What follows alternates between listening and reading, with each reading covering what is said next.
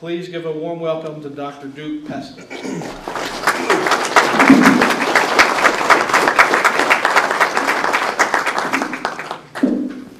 All right, how's everybody today? Can you hear me all right? Yeah. Good. I'm going to put aside the microphone if that's okay and just talk to you this way. Well, thank you for letting me be here again. It's a great pleasure to be back in this part of the country. It's a good deal warmer here than in Wisconsin, and all that rain would be a lot of snow if I were back home, so it's nice to be here. I always like to begin these talks by giving you a quick overview of me and how I got involved, and then asking you a couple of questions as we begin. And so I got involved. I've been a university professor for about 22 years now, and I've also taught at the high school level. And for me, it dawned on me about 5 or 6 years ago that by the time kids get to me in college, they're pretty far gone. Whatever faith you've tried to raise them with has been taken from them. And they really have a very negative, you might even say anti-American view of their country. It's very hard to get them at that level and to be able to work with them at all. Their minds have already been pretty frozen on these things.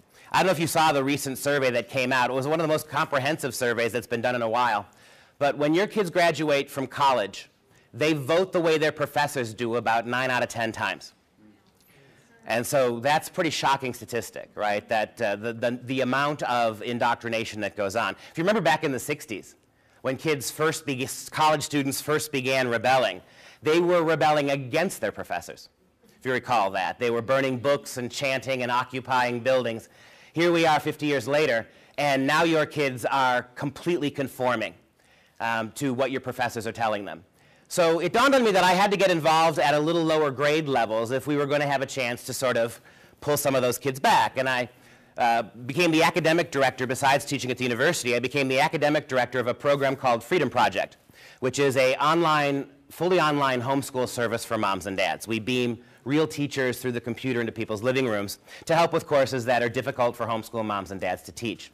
And in doing that, I came across Common Core. That's where we bumped into it. And 10 months ago, I did not know what Common Core was. Had no idea. Here we are 10 months later. This is the 139th talk I've given on Common Core in 10 months, 82 of which were in the state of Wisconsin alone. I've been to 26 different states, testified before 14 different state legislatures. With regard to the Common Core in the private and Catholic schools, I have talked to over 27 bishops and over 100 priests about Common Core. And so that's how I got involved. Common Core is a great big problem, and it has so many angles to it, and that's what we're going to talk about today.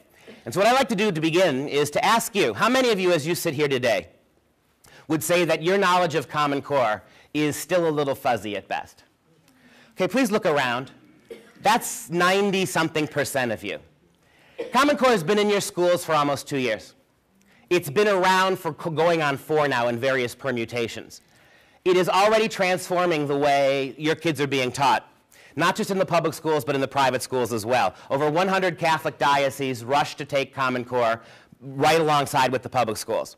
Protestant schools all across the board, up and down, have taken it. Even many homeschool curriculum has transformed itself to be Common Core compliant. How in the world did this happen? And here you sit, and the fact that you're out on a rainy Saturday night to come and listen to a talk like this, that suggests to me that you are more politically conscious or educationally aware than the vast majority of American moms and dads. In a recent survey, it was something like less than 15% of American moms and dads actually knew that Common Core had anything to do with education. How did we get this far along? How did we end up in a situation where the curriculum that is completely transforming our schools, nobody knew about it? The thing we need to remember about Common Core is it's never been voted on by anybody. Pennsylvania didn't ask for it. Ohio didn't ask for it. Wisconsin didn't ask for it. New Jersey didn't ask for it. No state in the union, no governors had a say in this. No teachers' unions, no school boards, no moms and dads. The Congress of the United States was not consulted. This was done behind closed doors by small crony capitalist organizations and by the federal government, and put in your schools in a way that makes it almost impossible to pull out. And now you're just going to learn about it. We have a big, big problem here. So given that that's where we're all starting from, a perspective where we're not quite sure what Common Core is. Common Core is an abbreviated term. Simply refers to the Common Core State Standards Initiative, a set of national standards for English and mathematics. Those are the only two that have been fully implemented so far, with science forthcoming and others as well. I want to stop right there. They call them the Common Core state standards. And that leads you to believe, doesn't it, that all 50 states had some say in this. Didn't happen. One of the things that's so frustrating about dealing with this particular curriculum, these set of standards, is the dishonesty about it all, the mythology that surrounds it. Simply by calling it Common Core state standards, everybody argues it's a state-led initiative. The states were not consulted, not until way, way, way after everything had been finalized and everything had been validated. The idea that the states somehow got together and did this is just not true, and you will find no evidence that they did. The other thing I like to tell people when I begin this talk, because I think it's really, really important, at the end of my talk, I'm going to put a website up here. It's a free website. No one's going to data mine you or track you. It doesn't cost you anything. I'm going to ask you to go there. If you go to that website, you can get all the slides I'm going to show you today and all the video clips. After you listen to this today, I really hope you will go home and verify me. You will check this out. You will look for yourself. Do not take my word for any of this. You don't know me from Adam. But when you do, in all those talks, all 136 talks, I have yet to receive anybody meaningfully write back to me and say, you know what, you're not telling the truth. So I urge you, you have to please consider doing it. Find out for yourself. Don't take my word for it. And when you do, and if you find out I'm telling you the truth, then I urge you to be every bit as skeptical when you start hearing from your superintendents and from your politicians that this is a great thing. You demand the same proof from them. They will not be able to provide it for you. Here's another piece of evidence that convinces me I'm right about this. You can go and hear Common Core talks in a lot of places. There are a lot of anti-Common Core talks, a lot of groups doing reasons, giving talks on why Common Core is bad. Can you find any pro-Common Core talks in your area? It's interesting, right? We've begged them to come and debate us. We've begged them to come and talk to us. We'll sit down and shut up and listen. They won't do it. The people who support Common Core will not talk to you about it. They will not hold hearings. They will not come to meetings like this. They will not give you an adequate response to the criticisms that thousands and thousands of people have begun to level at them. If it is what they say it is, why can't they tell you? Why can't they show you? That's damning in my eyes, too. And one of the things you're going to see here is the fuzziness of all of this. They call them the Common Core state standards, although the states had nothing to do with them, as I'll show you in a moment. One of the things you're going to hear today is a lot of comparisons, not for political reasons, but because we have no other way to compare this. A lot of comparisons between this and the Affordable Care Act. Because this is a huge federalizing of a big part of the economy, a big part of our country, just like the health care law was.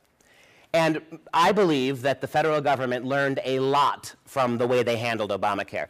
Also, this is very relevant because there are places, and I'll show them to you, there are places in Obamacare that mandate, in the name of health, your schools to become data mining gathering places on your kids. So we'll show you all that. So the parallels are here. I bring it up now only because you all remember back in 1996 when we had Hillary Care, right? And everybody laughed about that, and Saturday Night Live did skits. Well, they just rolled it out again 12 years later, and they gave it a name like the Affordable Care Act. Because if you're against it, you're against affordability, right? If you're against the Affordable Care Act, you want people to die in the streets? We hear the same thing about Common Core now. If you're against Common Core, well, then you just don't want standards for your kids. Right? It's this simplistic, all-or-nothing way that we approach these issues, right? As if the idea somehow that if we don't adopt these standards, there are no standards. Because that's what we keep hearing from the people who promote this. One of the most frustrating things about that is that by definition, education is standards. We've always had them. And for the most of American history, the standards with which we held our kids, to which we held our kids, were much higher than the standards we have now. We asked more of them. We all know, right? We get this, that your kids today when they graduate high school, or your kids today when they graduate college, I should say, are learning about what an average high school education person would have known in the 50s.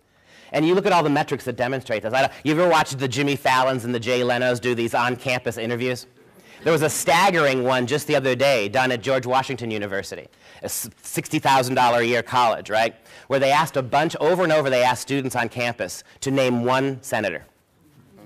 Not one student of all the students they asked could name a single United States senator, right? And so the idea somehow that if we don't have these standards, because that's how they're pushing it, if we don't have these standards, there'll be standardless. They call it the Common Core State Standards Initiative. How do we get them? Oh, and about naming. This is going to be big throughout the course of my talk. Do you know the science standards are already written? And they've already begun to implement them in your schools. But they changed the name. Common Core is branding so badly all across the country that they're just changing the name of all the new standards. So the new science standards that are in the process of being implemented are called Next Generation Science Standards. Right? They are 100% Common Core. They just changed the name. They're pretty shocking, too. You'll see them. I'm not talking about them much today, but they're out there. That's the next thing we're going to have to work on, exposing those. But right now, all we have is math and English with science guidelines forthcoming. Now, here's how we got them. 2 small Washington lobbyist groups are responsible for them. But it's even more than that. 5 people in these 2 lobbyist groups. The National Governors Association and the CCSSO, the Council of Chief State School Officers. What these groups are basically networking organizations, political activist organizations. When you hear the National Governors Association, it's tempting to think that somehow we got 50 American governors, state governors in a room. They all rolled up their sleeves and worked on education. That'd be better than what we've got. But I would ask you, what would qualify your governors to write education? What necessarily would qualify them? The NGA isn't even that. The NGA is basically a social club where people go and aides and politicians go to lobby governors to move states in a certain direction. Both the NGA and the CCSSO tend to push in a leftward direction. I should also remind you as we begin this here today, too, the last of my disclaimers, is that this is not an anti-teacher talk. It's not an anti-principal talk. It's not an anti-education talk. As you'll see in a moment, nobody asked for this. Nobody requested it, right? And yet, while it's true that some teachers, oftentimes with the figurative gun to their head, say they like it, and there are a lot of other teachers who grumble privately behind closed doors that they don't like it. The fact is that they didn't ask for it. They have to deal with it. Also, the last thing I will say, too, about this is that this is a bipartisan problem. This is not a Democrat problem, not a Republican problem. In my state of Wisconsin, we have a Republican governor, a Republican Senate, and a Republican Congress. And we still have Common Core, after all the pushing. In your state, and particularly the state that I've been in most of the week, New Jersey, it's much more a Democrat problem because Democrats control more. You'll see by the time we're done here that this is a much bigger problem than Democrat or Republican, for reasons that I will try to show you. So here, with the standards, we have English and math. They've already changed the name of science, right? Next Generation Science. So these two lobbyist groups, they're basically 5 men. If you are going to take some notes, and I see some of you are, let me give you a name. I want to give you the name David Coleman. That's where you start. There's a great article by Joy Pullman at the Heartland Institute about the 5 people who wrote Common Core, meticulously researched. Joy Pullman at the Heartland Institute. David Coleman is the chief person responsible for the Common Core. And no sooner did David Coleman finish his work with Common Core than he left the Common Core and he went to work at the college boards, where he is in the process right now of making the SATs completely Common Core compliant. And getting paid to do that now, too. And we'll reap the windfall from all those new tests. By the way, did you know the GED exams have already gone Common Core? Did you know that? In Wisconsin, we have this is actually happening in Wisconsin. We've got moms and dads, older people, who've been studying to get their GED, their high school equivalency, for 2 and 3 years now. They sat down to take the test this year, and they were given the brand new Common Core GED.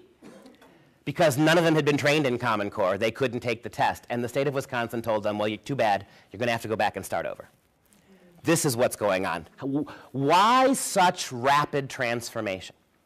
Why are they rushing this into schools this way? Why the secrecy? Why the refusal to talk about it? Why is it only coming out now what we have here? Again, if this curriculum is so, these standards and the curriculum that grew up around it, they're so wonderful, why all the secrecy? Why all the haste? Why all the rush? Right? You've got the SATs being transformed right now when kids are only now just learning this ridiculous Common Core methodology. How, in a year when the new SATs roll out, how are your kids who are in high school now or in middle school now, how are they going to pass that? They don't seem to be terribly worried about this or bothered by it. They're things that I know moms and dads are very concerned about. So these 5 people received a grant of grants of up to $150 million originally from the Bill and Melinda Gates Foundation. So basically 5 individuals in these 2 lobbyist groups were funded to the tune of $150 million by Bill and Melinda Gates. In an article released, a newspaper article released just last week, we now know that Bill Gates confessed to having spent, to date, $2.5 billion on Common Core. promoting it, implementing it, buying off groups publicly, national groups, to advertise for it, to get on board with it. The only thing Bill Gates has spent more money on than Common Core is abortion and population control in Africa. Those are the only things his foundation has spent more money on. So ask yourself a question, all right? And these facts, they're pretty undisputable. I mean, you can find evidence to the contrary, let me know, but this is the way it happened. A small group of lobbyists were paid a lot of money by Bill and Melinda Gates to write curriculum standards behind closed doors. What in the world qualifies any of those people to have imposed this curriculum on your kids? You know the thing about this that's so frustrating? And here's the copyright, by the way. They own it, these two lobbyist groups. The NGA Center, CCSSO, shall be acknowledged as the sole owners and developers of Common Core state standards, and no claims to the contrary shall be made. How in the world did a curriculum bought and paid for by a billionaire philanthropist and written behind closed doors by 5 unaccountable people, how in the world is that your curriculum now, the standards? How are they your standards now? What authorizes them to do so? And the thing that's really frustrating about this is they are utterly unaccountable to you and to me. Who can touch them? The Department of Education has no hold over them. You can't vote them out of office. So the curriculum that is beginning to dominate our schools, both public and private, is owned by this entity, bought and paid for by Bill Gates. But it gets worse than that. That's bad enough. But how in the world did this then become your public school curriculum? Well, this is where the federal part comes in. How many of you remember Race to the Top? Remember Race to the Top? Back in 2009, President Obama, Arne Duncan, the Department of Education, they created this program called Race to the Top. And what was it? It was a program where the federal government basically just gave millions of dollars to the states for education budgets. In fact, Obama at the time called it a stimulus for education. Remember, he was bailing out banks, he was bailing out car companies. Well, he decided to bail out the struggling education budgets of most states. Through the Race to the Top application initially, the initial round of Race to the Top money, the federal government handed out over $5 billion of American taxpayer money to the states with this one requirement. If you took the money back in 2009, 2010, you had to accept Common Core standards when they were finally written. They weren't even written yet. I'll give you an example. The state of New York, back in 2009 and 10, received $700 million from the federal government, with the sole proviso being that whenever we get around to writing the standards, New York State has to take them. That's how 46 states in the Union got Common Core, sight unseen, including Pennsylvania, including New York, including New Jersey, including Wisconsin. That's how 46 states in the Union got Common Core. They'll tell you it's not a federal curriculum, and they'll point to this. They'll say, there's your copyright, we didn't do it. But look at how it was implemented. Look at what the federal government did to require states to adopt it. And the thing that's most surprising about it is that every state that took it before they'd even seen what it was. Where's your state input? They call it the Common Core state standards. Where's your state input? If the states had already taken the standards before they had even been written and revealed publicly, if that happened, then where's your state input? This is pretty shocking. And the other thing that makes it a genuine national curriculum so far is the testing. Because the two big, it wouldn't be standards. This is standards-based education, right? It wouldn't be a standard if it wasn't tested. And all the test results go right back to Washington, D.C. They collect the Department of Education. They collect all the data. They measure. They monitor. So you see the danger we're in here now. Say what you will about the Affordable Care Act. Say what you will about Obamacare. But at least it had a hearing in the Senate. At least it had a hearing in the Congress. It was voted on. At least it went to the Supreme Court and had a say. None of this has ever been vetted by anybody. I would argue this is a bigger deal than Obamacare. This is the kids. Remember what Abraham Lincoln said, famously, right? The philosophy of the schoolhouse in one generation is the philosophy of government in the next. It just takes one generation to change everything. This kind of control. And let me finish telling you the story here. Go back. Go back to here. How many of you remember No Child Left Behind? Okay, good. And bipartisan, right? Remind me who the president was when we got No Child Left Behind. George W. Bush, right? Back in 2002, George W. Bush looked around and saw the sorry state of American education relative to high-achieving nations and decided he wanted to do something. Y'all remember No Child, y'all remember No George Bush. Who remembers who it was that George Bush let write the education curriculum, No Child Left Behind? Who wrote that? Who did he turn it over to? Bill Bennett. Not Bill Bennett. Ted Kennedy. Can you tell me the last time, by the way? I'm just curious. Can you tell me the last time a liberal president ever turned over anything like the education bill to a conservative senator? Teddy Kennedy and his people wrote every bit of No Child Left Behind, right? And you're right, George W. Bush does deserve the blame for it. But I bring up No Child Left Behind because it was a disaster. I have never yet met a professor, a principal, a high school teacher, middle school teacher, a superintendent of schools. I've never met anybody who deals with elementary or middle or high school education who has anything but contempt for No Child Left Behind. They despise it. And justly so. What do they hate about No Child Left Behind? They hate the fact that No Child Left Behind continued what had been going on in this country for about 30 years prior. Outcome-based education, standards-based education. Let's talk about that for a minute. Outcome-based education. It's the idea that it's less important where your kids are when you meet them in class. It's only important that they all get to a certain place at the end. There's a word for that. It's called socialism, right? I mean, if the premise of education is to force kids into the same hole at the end of the road and not worry about how you, with this kind of stuff, it doesn't matter what your kids' attitudes are, whether they're good attitudes or bad attitudes. It doesn't matter what the home climate's like, whether it's conducive to learning or not conducive. It doesn't matter if your kids are particularly smart in certain subjects or not. All that matters is, at the end, every kid has to be at the same place. And you know as well as I do, if you're going to have to set a national standard like that, do you inevitably end up hiring or lowering that standard? You have to lower it, right? How many of you have got kids or grandkids? Let me ask you a question. Is it possible for you to get your 2 daughters and your son to get the exact same grades in every single subject area? Well, you can't do it, can you? Inevitably, if your son is a math and science geek, then your daughter's going to be a writing history person. That doesn't mean to say that it's an all or nothing game, that your kids are either passing or failing. But there's no way you can get the kids in your family to excel in the same way in every. The only way you could get your kids to get exactly the same marks in every class is to lower the overall expectations, right? And that's what happened over 12 years of No Child Left Behind. How many of you remember what happened in places like Atlanta, Georgia, and North Carolina and New York City? How many of you remember over the last 4 or 5 years, superintendents, principals, and teachers taking the kids' tests and dumping them in the trash and forging new exams? Because this is, besides being outcome-based education, this is also high-stakes education, isn't it?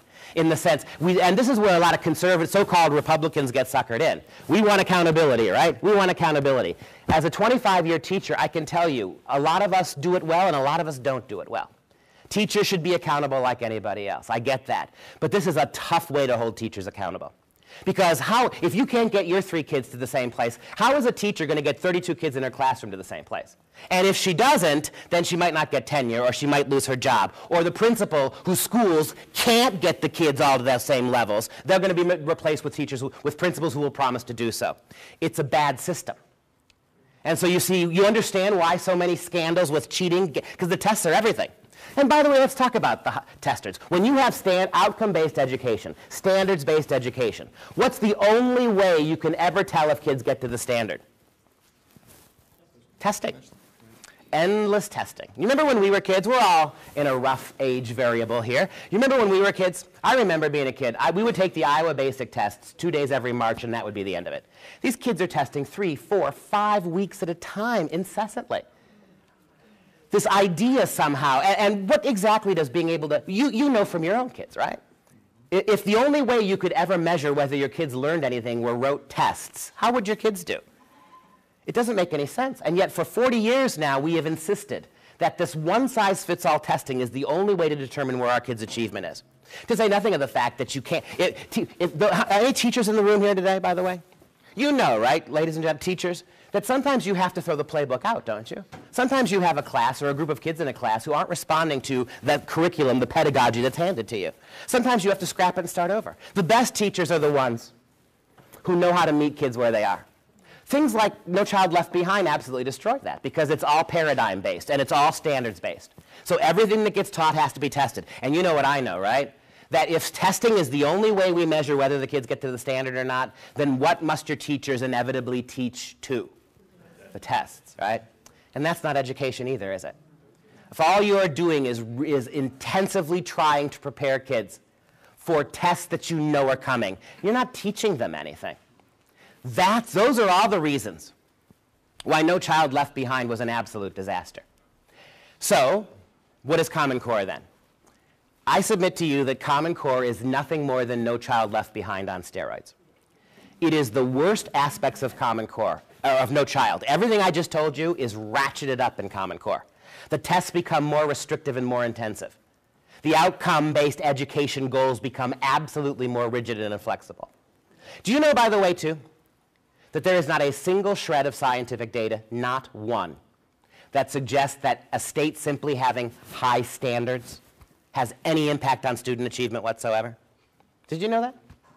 We've been doing this for almost 50 years now, and nobody has ever produced a single study that shows that a state simply adopting high standards has the slightest impact on what goes on in the classroom. It has none whatsoever. So what's the purpose of it then? A study from the Cato Institute that came out just 2 days ago. I mentioned it because I was kind of startled by it myself. A 40-year comprehensive Cato Institute study demonstrates that all the money spent on education has not moved the needle 1 inch in terms of what your kids know. In the 40 years since that study began, every 40 years they've measured this, and how exponentially higher we've been spending each of those 40 years. Our kids are not one whit appreciably better than they were 40 years ago. The money has nothing to do with it either.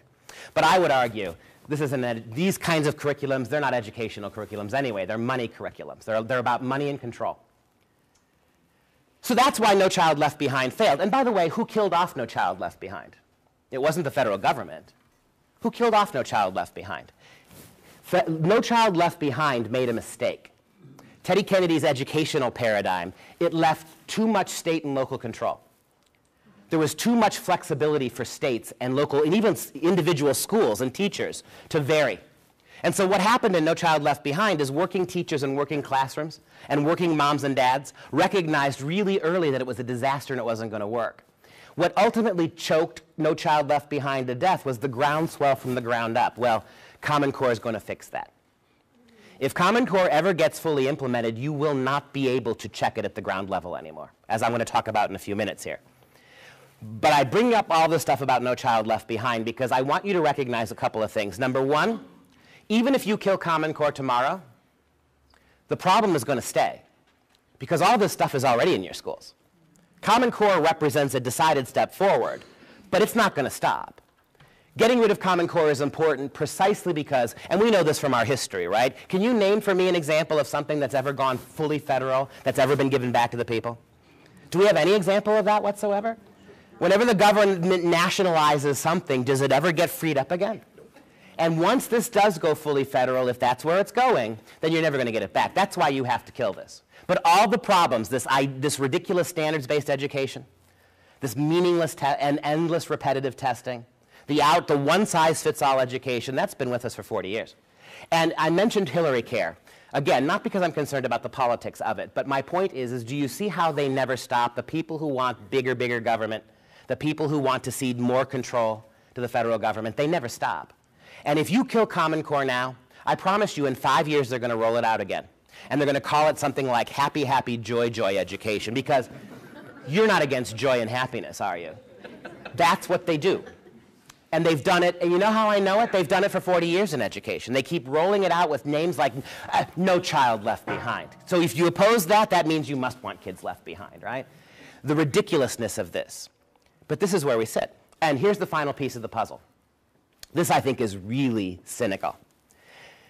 When the federal government created Race to the Top and gave all those states billions of dollars and said, the only thing you have to do if you take the money is adopt Common Core when we get around to writing it. They dangled one other carrot in front of all those states. Oh, and by the way, if you take the money, we'll give you a waiver from No Child Left Behind. Can't make that up. So the federal government basically bribed the states to take the curriculum that hadn't been written and also told them you can stop teaching No Child Left Behind. What gets me is how did 4 states not do it? How did only 46 jump on that bandwagon? But there were 4 states that didn't. Nebraska, Alaska, Virginia, and Texas. All 4 of them said no. Pretty shocking. So not only do you bribe states to get out of No Child Left Behind, you immediately force them to take something that is exponentially worse than No Child Left Behind. If all those things that I just mentioned about No Child bother you, well, that's what Common Core is, in a much more significant way. That's how we got here, right? There's 3 parts to this talk today. Part 1 is this part. How in the world did we get here? Part 2 is let's look at the standards that we've got so far. English and math, let's look at them. And part 3 is, as always happens with big federal programs, you don't just get the program. You get these tentacles that reach into all. We see it with the Health Care Act, right? It's why Mayor Bloomberg is trying to ban 32-ounce sodas in the name of health. It's why they're coming after guns now. They couldn't get rid of guns through a variety of other areas, but now guns are a health care issue, aren't they? Right now we have a reason to try to ban them. Any of you have little kids you've taken to the doctors lately? You get those little forms that the doctors make your kids fill out? They're asking your kids about the guns, aren't they? You take your kid to the pediatrician, you take your 8-year-old boy to get a physical because he wants to play CYO basketball, and the doctor is asking him, he's giving a list of questions the boy has to fill out, like, are there guns in your house, and would you feel safer, healthier, if somebody took those guns out of your house? You see that whenever you get a big program like this, it doesn't just limit itself to what it does. It has tentacles, and that's the 3rd thing we're going to look at. But I'm not quite done with this yet. This is Banana Republic stuff. The people who own and implemented this curriculum and the standards, they're not accountable to you. Let me ask you this. I always like to play this game. How would you feel? And how do you think the people who most support Common Core right now would feel? How would you feel if instead of Bill and Melinda Gates, it was the evil Koch brothers who put up $2.5 billion? And instead of 2 left-leaning Washington lobbyist groups, you had 2 right-leaning ones? And what if instead of a very liberal president, you had a very conservative one, who basically took your money to bribe all the states to take a curriculum they hadn't seen and give them a waiver from the last ridiculous federal program? I don't know about you, I'd be just as upset about this. But I bet those people who now support it would be against it. And you know, this is the interesting thing. In the 11 or 12 months that we've really had a chance to look at the standards, people are starting to fight back on both sides of the aisle. Of the 46 states that took it, 24 already have in place legislation to try to kill all or part of Common Core after just 11 months. In New York 2 weeks ago, the New York State Teachers Union, let me repeat that again. The New York State Teachers Union, hardly some right-wing tinfoil hat wearer organization, the New York State Teachers Union called for the immediate halt to the implementation of Common Core and demanded the firing of the superintendent of schools who brought it in. The National Education Association, the single largest teacher union group in the country and most liberal, has called the implementation of Common Core so utterly and completely botched that they have to be scrapped and start over. These are not just right-wing problems. I told you the bipartisan. You know who else is really, really opposed to Common Core? Is the Occupy Wall Street movement. Because the people who are going, look at David Coleman, right? He got huge money from Gates to write it. Then he immediately went to the college boards where he's changing the complete college entrance paradigm to meet his, and getting paid to do that too. Whose computers, by the way? In order to do Common Core testing in your schools, every kid must have his own computer, and they must be all within 2 or 3 years old, and the whole country has to be wired, because you can't leave rural schools out. There are thousands of rural school districts who do not have adequate computer power and processing ability, speed. All of them will have to be updated now. Whose computers do you think are going in those schools? You think they're Apple computers? And Occupy Wall Street's point is that this is the worst kind of crony, and they're right about that. This is the worst kind of crony capitalism. This is an ugly marriage between an out-of-control federal government and an out-of-control small group of capitalist entrepreneurs who are going to reap huge windfalls from this. I haven't even mentioned the textbook companies yet. Oh, we'll get to them. All right? So think about how we got here today. How do we as Americans, are we really a free people? If this can happen? And now, you see what's happened across the country now. Now that moms and dads are starting to get annoyed with this, now that people are beginning to see the real applications of this in the classroom, people are speaking out. And what is the attitude to your school superintendents? What is the attitude of your politicians about this when you speak out? Remember what Arnie Duncan said? The Secretary of Education, the chief educational officer in the country, remember what he said a couple months ago? It's just a bunch of privileged suburban white moms who are upset because their kids aren't as smart as they thought they were. Right? That's Arne Duncan. Oh, and by the way, here's a question for you. Arne Duncan, the chief educational officer in the country, he's not a teacher. He's not an educator. What was his degree in? Anybody know? Sociology. Right. Why would the president appoint a sociologist as the chief educator? And why did no Republican seek to block that, do you think? Right? So you've got somebody in the Department of Education now who's clearly playing sociological games here. It's not about education. Go a little bit forward. What happens if the federal government does fully come to control education? Pennsylvania is another state, like New Jersey is another state, like Wisconsin. I've taught and lived and worked and taught in 7 states. I have never, ever paid the kind of real estate property taxes I pay in Wisconsin. They're huge, through the roof. And I know you got it bad here, and it's really bad in places like New York and New Jersey. But I suppose if there is some redeeming grace about paying all that tax, in theory anyway, some of it goes back to the schools. Most of it's supposed to go to the schools. If this ever gets fully federalized and you're paying all those taxes, is that money going to be able to stay in Pennsylvania? It's going to have to go to Washington, isn't it, to be redistributed? And you know as well as I do, right, that as bad as Pennsylvania schools are, they're still much better than schools in places like Oklahoma or Louisiana or Mississippi. So where's all your money going to go? It's going to have to go to those other states, right? To say nothing of the fact that despite all the money spent on this by people like Bill Gates, the $2.5 billion he invested is nothing compared to how you're going to have to upgrade your schools, how you're going to have to put the entire infrastructure in for this. Your schools have already spent hundreds of millions of dollars to throw out all the old textbooks and to bring in the new Common Core textbooks.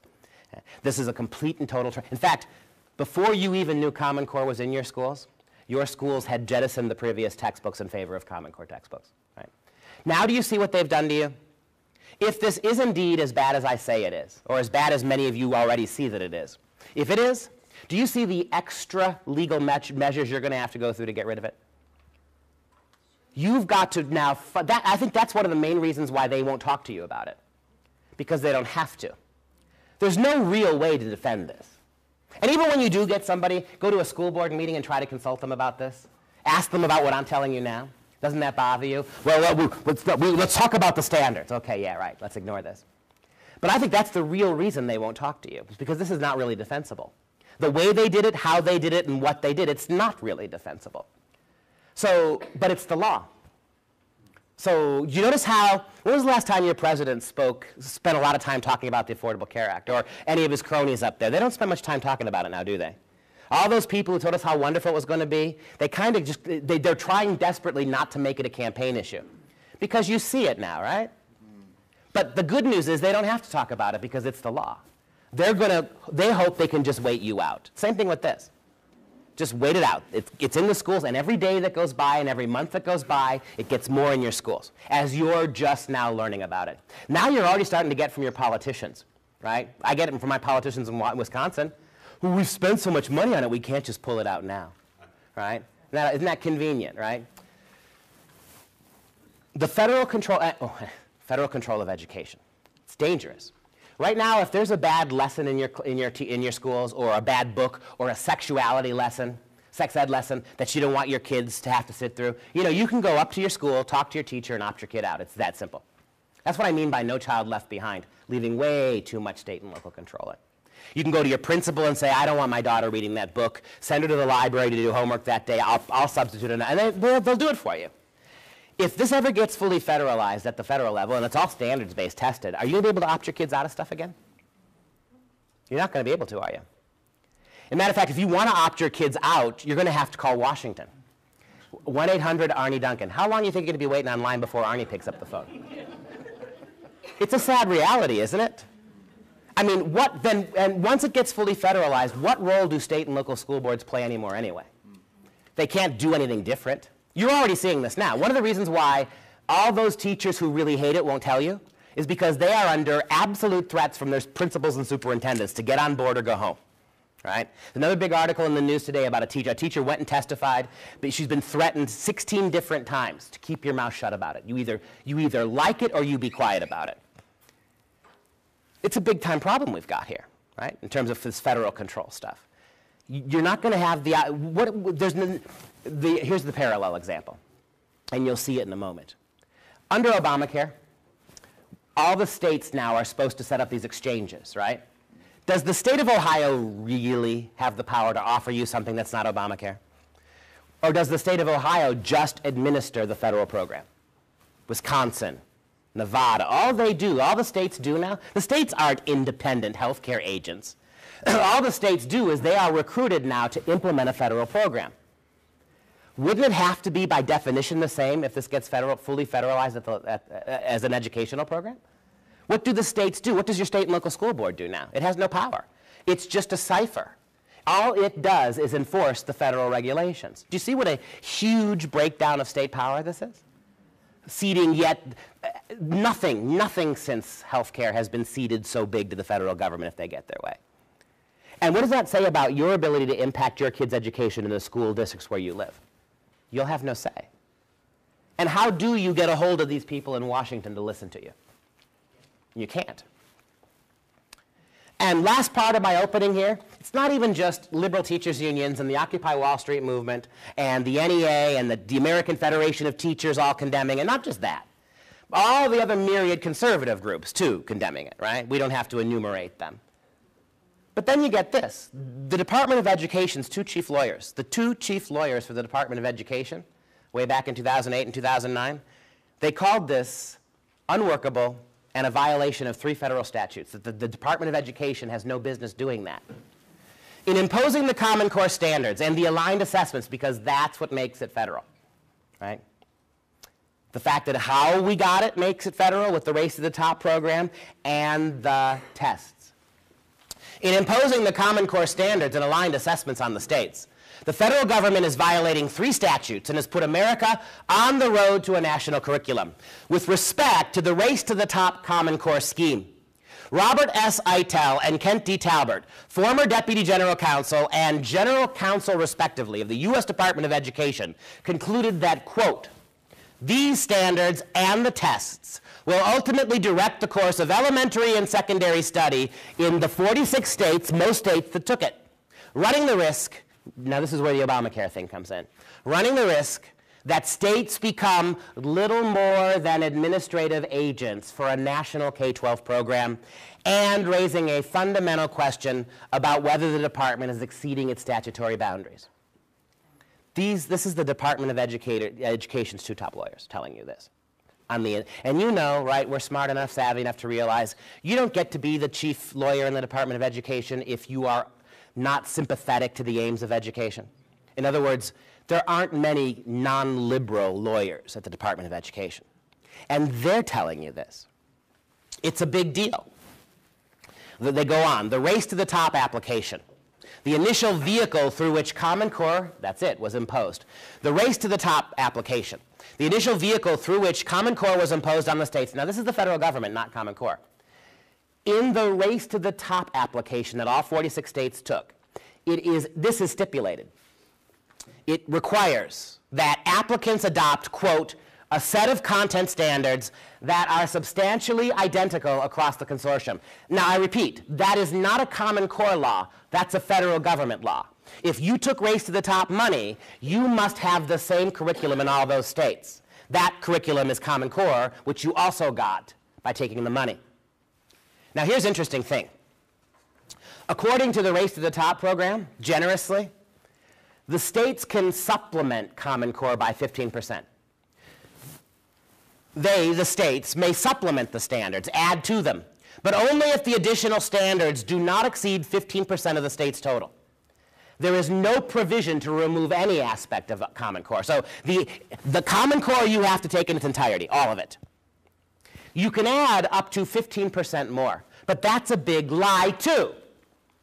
Because again, if Ohio and Wisconsin and Texas and Minnesota can all do things 15% differently, do you think the federal government is going to make 50 different tests?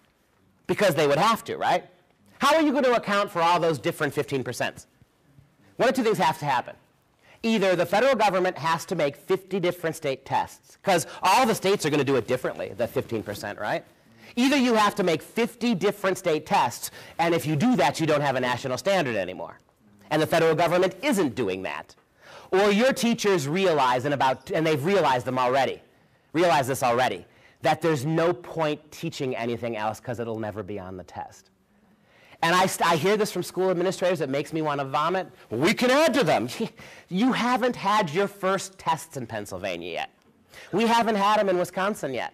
New Jersey hasn't had them yet. You know who's had them yet? Four states in the Union were singled out as early test Common Core states. Of those four, one pulled out entirely and wanted no part of it. That was Virginia. There are 3 states that have already gone through 2 rounds of testing on Common Core.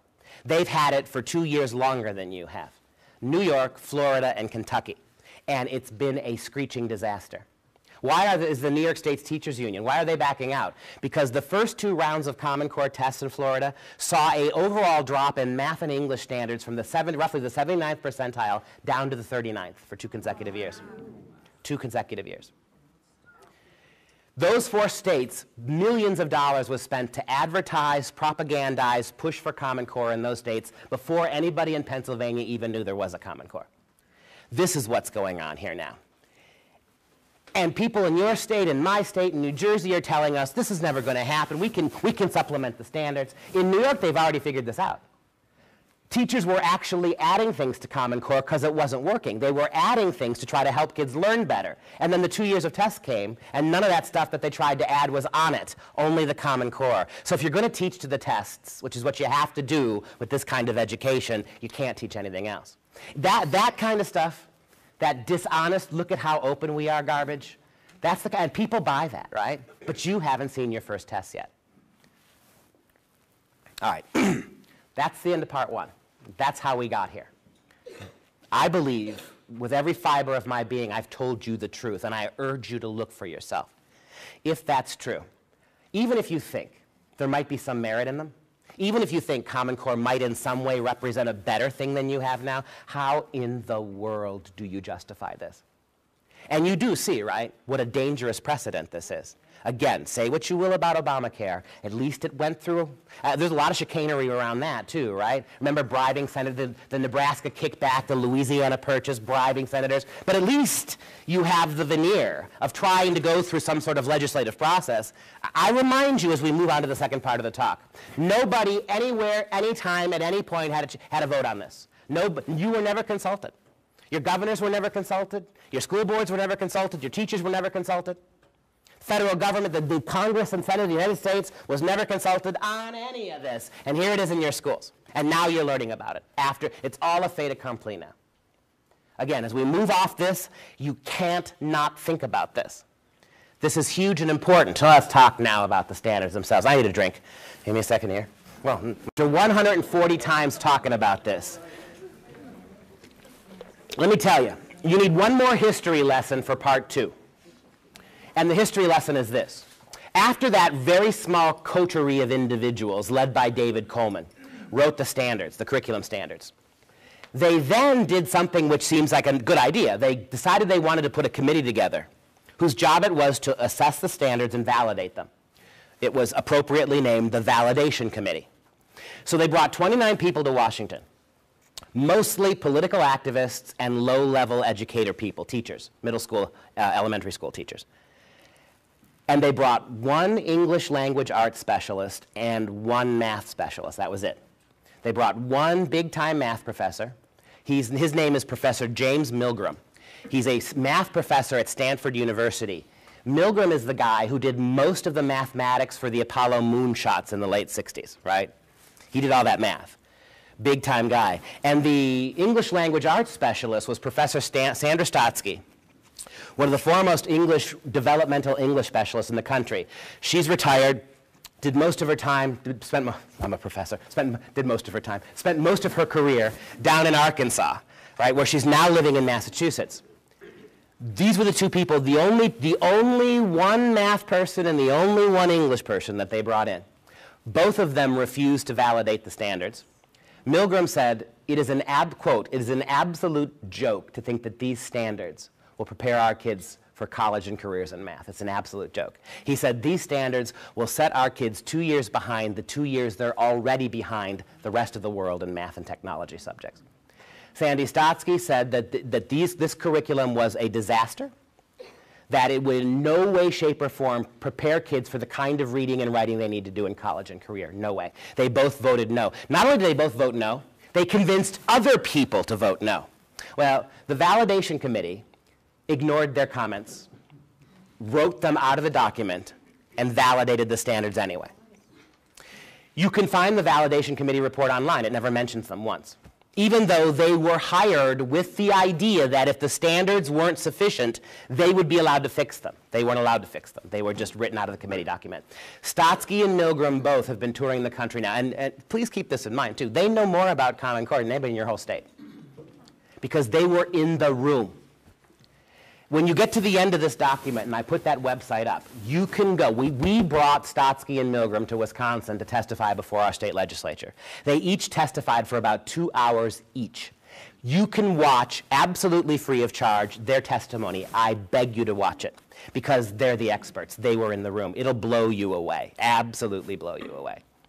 At one point, those of us who were fighting Common Core in Wisconsin, we brought people like Milgram and Stotsky in because, they're the experts. All the Wisconsin's Department of Education, the DPI it's called, Department of Public Instruction, all the DPI brought in was their own teachers. They literally, we had 4 hearings in Wisconsin at the state level. They literally took teachers out of the classroom, bused them to Madison, paid for their salaries, hired substitute teachers to take their classes while they bussed the teachers in. And the teachers just got up and they all read prepared statements about why Common Core was great. And all of them were the same. They all read the same template. They all said the exact same thing in the exact same order. That's all they brought. And at one of our hearings, Milgram was there because we brought him in. And finally, he couldn't take it anymore. The young lady speaking was a 6th grade math. She'd been teaching for 2 years, and she taught 6th grade math. And so Milgram stands up and interrupts her and says, excuse me, first of all, let me thank you for teaching math to our 6th graders. It's an absolute noble calling, and I appreciate you for doing it. But do you know the difference between a 6th grade math teacher and a mathematician? Deer in the headlights, right? Do you know the difference between somebody teaches math to 6th graders and somebody who has enough mathematical background to begin to construct a national standard in math? And no, she didn't. As Milgram points out, and you can watch the testimony, there are 22 mathematicians in this country who could do it. There's none in Wisconsin. There's one in Minnesota. We'd have to go to Minnesota. There just aren't that many. The entire case being made for Common Core in Pennsylvania comes from sophomore geometry teachers and 8th grade English teachers. What qualifies them to have any sense of what goes into making standards? Nothing. This is it. These are the only people defending it. And most of those people are defending it because it's in the schools and the principals have told them, get on board or get out. That's it. You know the other thing that Milgram and Stotsky both point out? These standards have never been benchmarked against any high-achieving country anywhere. These standards have never been tried before. There's no past-track history for them. One of the things that people keep telling you about Common Core, they tell you that lie. Oh, we've benchmarked these. Find any evidence for it. Milgram said, as the math guy, I asked them, show me your data. Show me one country that you measured any of this with, and they provided nothing for them. Not a thing, ever, anytime, anywhere. There's only one aspect of this curriculum that's ever been tried anywhere else, and I'll wait till we get to math to tell you that. All right? And that was a disaster when they tried it. Here's something I want you to look up if you're fact-checking me. Go back to the Washington Post, September of 2013. Bill Gates conducted an interview in which Bill Gates said, and I quote, "It would be nice to know if our education stuff works, but it will be at least 10 years before we know." That's a direct quote from the man who bought and paid for it.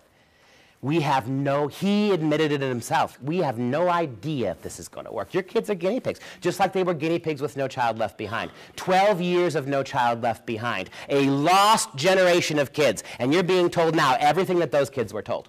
Well, we spent billions of dollars on it, we got to keep it. So when Sandy Stotsky, the English language arts professor, when she finished her testimony, that's the only question she got from any Democrat on the committee. The only thing they asked her was, We spent millions on this. You want us to scrap it? And she said, better scrap it now than spend billions on it over the next 10 years. She raised a great point. She said, let me ask you this. What do you think about No Child Left Behind? And the Democrat senator said it was a disaster. Okay. Would you have been willing to cut your losses after 1 year? After you had seen it for 1 year, will you be willing to cut your, oh, absolutely. Well, here's your 1 year. Right? Get out of it now. And you can watch their testimony online. You can watch it at our site, or you can go on. And by the way, both Stotsky and Milgram have been to about 40 states now, begging states not to do this. Just type their names in and watch them. See if they make a reasonable case. Milgram has all the math, by the way. It's way above my head. All the mathematics about why this isn't going to work, he's got it. Go watch them. I urge you to do it. This is English. Now, I can speak about English being an English professor, right? Sandy and I have talked about this when we brought her in. The problem with the English language arts standards are manifold. But among other things, Common Core English requires that 50% of the classic literature that your kids usually learn to read by is removed from the curriculum, and it's replaced by informational texts, almost all of which is highly politically tendentious. Executive orders from President Obama. Sandy once estimated that about 80% of the informational texts are all about man-made global warming. There's no balance. There's no sense that there's another way of looking at things. I'll show you some of the exemplar texts in a moment. But just think about what this means. Why do, as an English professor, I know the answer to this, why, when you put your kids to bed, why do you read them stories? If the purpose was to get your kid to go to sleep, shouldn't you read them Microsoft computer manuals? I mean, that would do it, right? But you don't. You read them stories. Why? Because storytelling is how young kids develop into readers. And when I say young kids, I mean all the way through high school. Kids learn how to love reading. Kids learn how to engage as readers. Kids' imagination is fired by reading stories. Common Core removes 50% of that literature and replaces it with Environmental Protection Agency pamphlets. I'll show you them in a few minutes. And the things that they're replacing it with is all highly charged and political, all coming from the left, all of it. There is no balance. There's no even pretense at any kind of political balance. It's not critical thinking. It's indoctrination, as Sandy wrote in the chart, right? What do you get with Common Core? You get much more indoctrination within the text they read and much less discussion of ethics and morality and character. That's what literature used to do.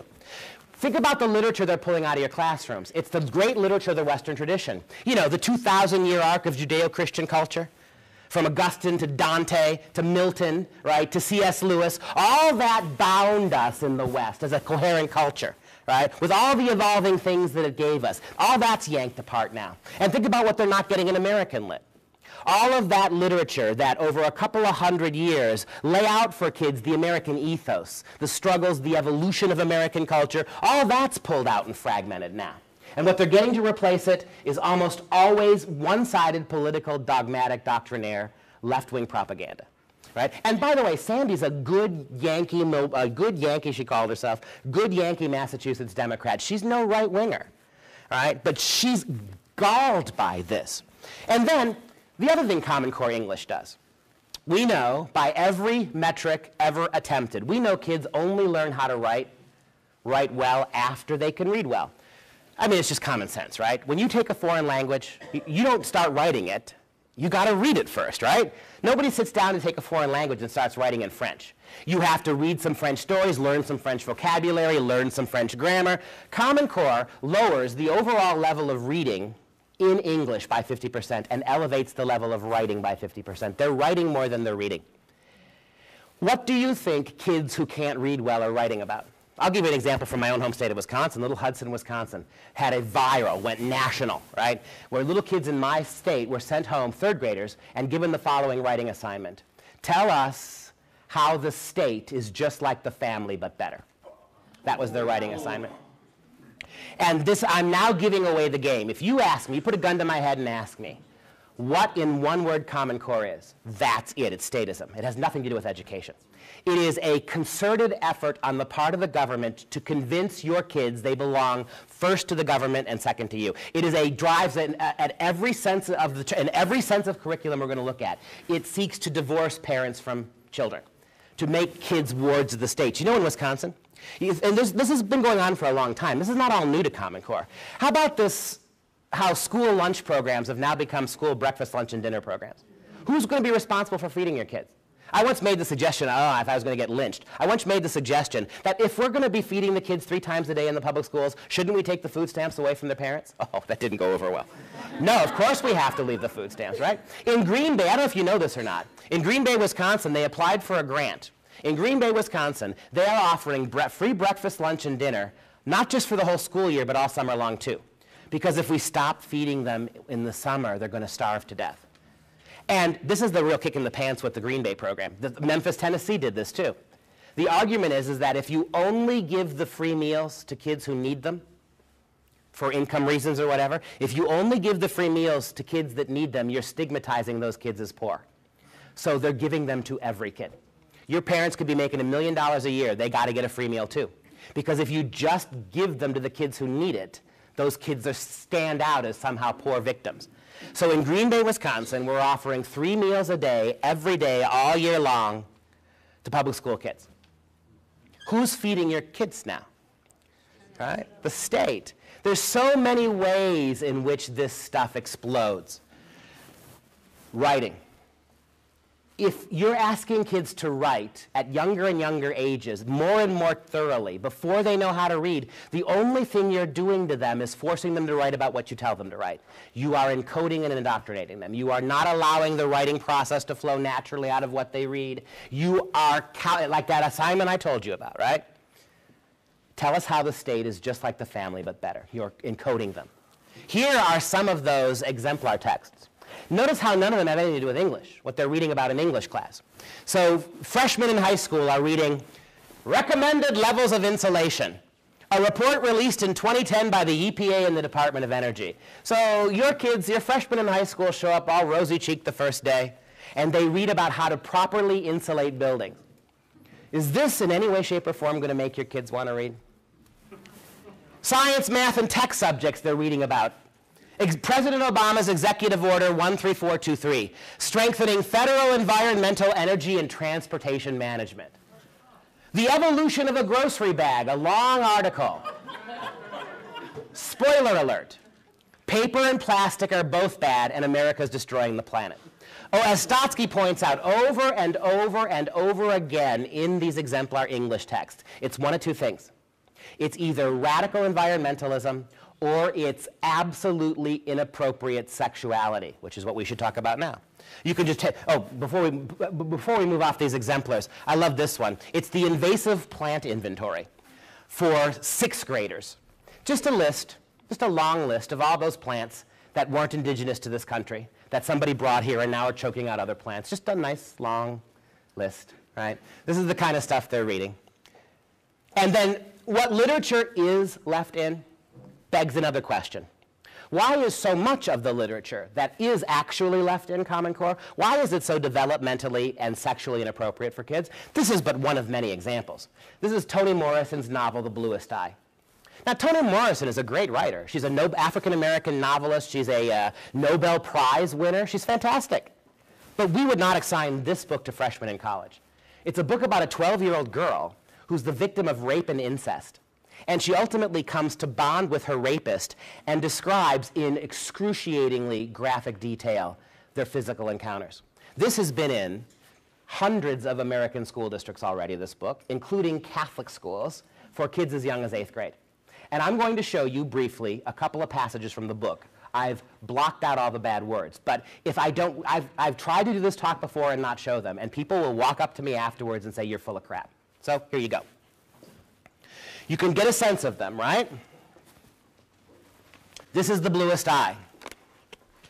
There are dozens of books like this, graphic and all, and developmentally inappropriate and all sorts of. Another famous one that's all over the internet is Dreaming in Cuban, with its graphic sexual descriptions. So you can get a sense of what's there. I mean, it goes on and on. And Stotsky asks the question, and it's a great question. Why didn't she vote for it? Well, among other things, we have to explore why so many of these texts are out of place, not just in the subject area Common Core placed them, but in a high school curriculum altogether. And I'm going to let that question hang just for a minute. I'll answer it, but I'm going to let it hang. Why? What in the world are they making kids read books like that for when there's so much else to read? And even when, this will blow you away, even when they do leave actual serious good stuff in an English class, they prohibit them from teaching it a good way. One of the exemplar texts for Common Core English is the Gettysburg Address. That's a good, now it's a history text. I don't know why it's in an English class, but okay, it's the Gettysburg Address. When teachers teach the Gettysburg Address in Common Core pedagogy, they are not allowed to tell the students who wrote the speech. They are not allowed to mention the Civil War. They are not allowed to provide any cultural or background information that would help the kids understand the speech. You just read the speech in a vacuum. And why do they do that? Because all that historical and cultural background is deemed privileged information. Not every kid will have had a chance to know it, so it's unfair to talk about it. So you actually got teachers now, right? If you're going to do Common Core pedagogy, you got to do it that way. Almost all the literary texts that you read in Common Core, they're vacuum texts. You only look at them. You never discuss. You never bring in outside ideas or concepts. All right. Now let's talk briefly about math. As Milgram said, this will in no way prepare kids for college math. Where, as Milgram put it, where are your architects, your engineers, your doctors going to come from? STEM. You all know what STEM is? STEM is science, technology, engineering, and mathematics. That's what people who care about math curriculum and standards care about. Are they STEM worthy? Will American math prepare kids for careers in science, technology, engineering, and math? STEM. Will they? Milgram says absolutely categorically this curriculum will not. In fact, here's another name for you. Remember I mentioned those 5 people besides David Coleman? Here's another one you should write down. Jason Zimba, Z-I-M-B-A.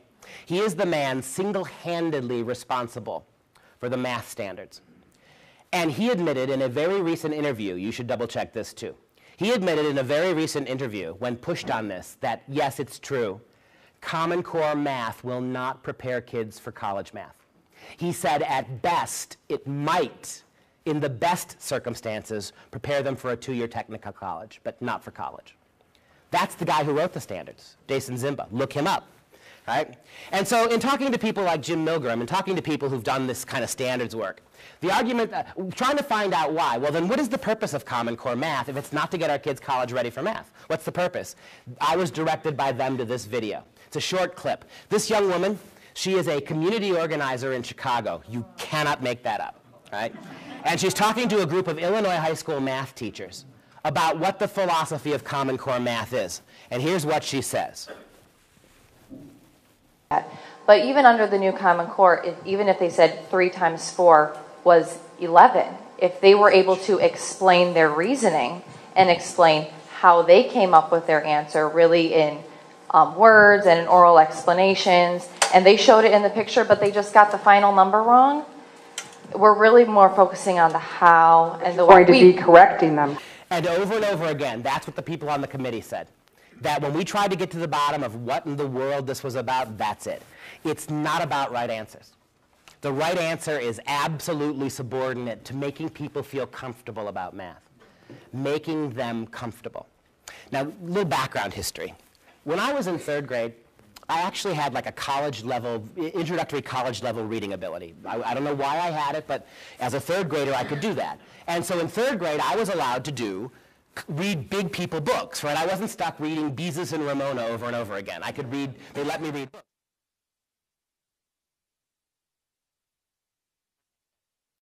You are not allowed to have kids going beyond the standard any more than you can have them falling short of it, right? Do you understand that kids who really are capable of doing serious math, they can't do it now.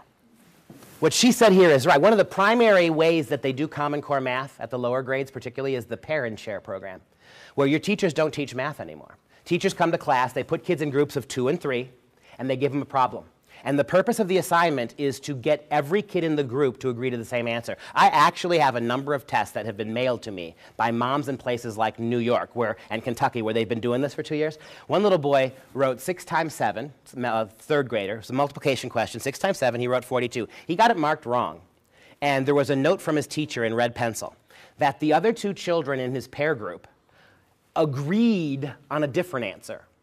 They got it marked right because they agreed. He got it marked wrong, even though he had the right answer, because he did not agree with the other two people in his group. We have another kid who, in a simple addition question, the answer was 111. He got it marked wrong because he wrote 111. And he got it marked wrong because he didn't draw in the box provided 111 circles. That was the only acceptable way to answer the question, draw 111 circles. This next clip was given to me by the same people, and they pointed this out to me. They said, look, this is exactly what goes on in Common Core math. And there are I'm going to show you a short clip of a little girl working Common Core math. There are thousands of these clips on the internet. Any of you got kids in Common Core math right now? One of the staggering things is that, can you help your kid with their math homework? Yeah. You can? Yeah, unfortunately I can't. How did you figure out the Common Core way? I don't know. I don't know how I figured it out. Well, I'm going to show you this. This woman is a mom, right, with a lot of math background, who can't help her kid. I've got a doctor in Green Bay. She took calculus in 8th grade. She's one of the only women ever, one of the only doctors ever to ace to complete the math section, complete 100% on the math boards for her pre-med. She can't help her 5th grader with math, not because she doesn't know the math, but because of all this weird way they have to do it. This video was given to me by the people on the committee, and they said, look at this. This is exactly the problem you have with Common Core math. So watch this. It's a simple addition question. Takes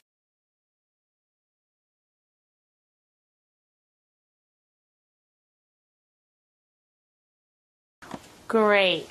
So what I want you to do is, can you solve that problem showing me the way that you learned how to solve it in school? Okay. And talk to me while you're solving it. So we learned that a big square like this is 100. So we could make that 100 into a cube, which would make 1,000. So I'm going to do that. Oh, no.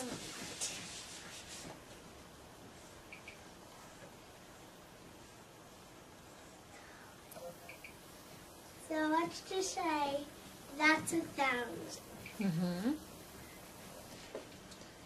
And now we still have to do 500. Could make that into 5 sheets.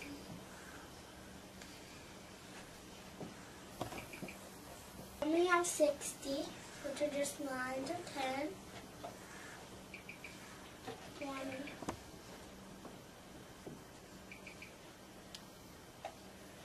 And for her birthday, she got 1,000.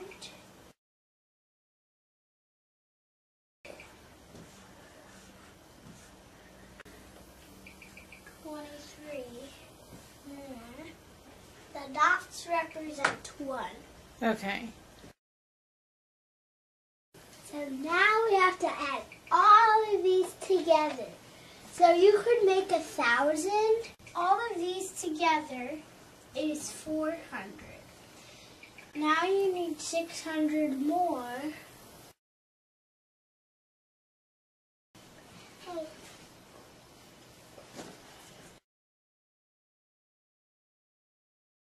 So now I'm going to write the numbers down. So we have 1,000 plus, or let's just say 3,000 because we have 3 cubes. 3,000 plus 100, 200, 300, 400. So now we can erase all these sheets and hundreds and tens and singles.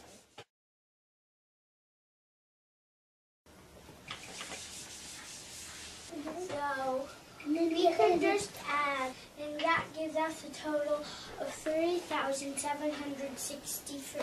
Okay. Now that problem you just solved took about 8 minutes. Yeah, Okay. and that's what we're doing in school. But at home, I'm taught how to stack, and we're not allowed to do stacking in school. That's why we have to figure it out that way. Okay. So I'm going to stack these numbers, which is way easy.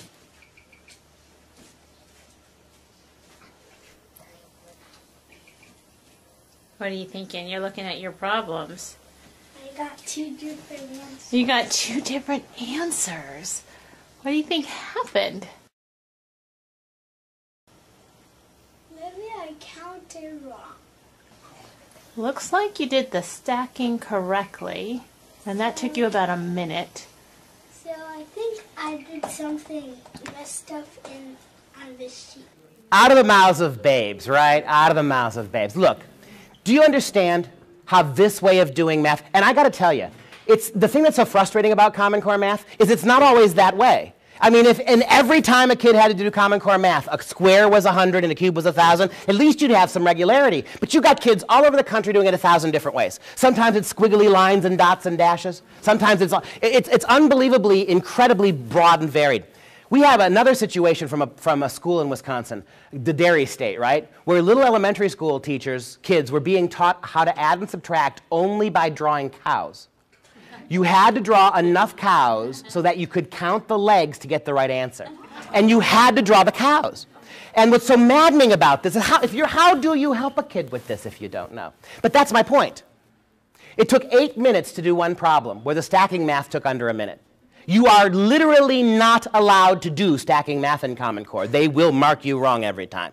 You can't and I would have a much more respect for Common Core math if you could do both. All right, if they even said, okay, do it this way, but you can do it. No, no, no, no. You have to do it their way. What's the point of this? You're telling me the only conceivable point of this, it seems to me, is to create a mathematics paradigm and math homework that only the schools can help them with, not moms and dads. It's one more way they drive a wedge, right? What material benefit? And I want my kids to be able to tell me how they did math as well as do it. But in the final analysis, it doesn't matter if they can explain it to me. They have to do it. Go back to what our little community organizer said, right? Do you see that this is math meant for people like me? If you put me in a group, in second, third grade, you put me in a group of 2 other math kids, I'm going to go with a smart kid every single time. I'm not going to argue with it. I'm going to agree. And if you allow me in math class to spend how many minutes every day drawing cubes and circles and squares and cows, fine with me. In other words, that's math for people like me, not for people who are good at math. And what do you think is going on in the minds of kids who can really do math? Do you see how utterly frustrating this is?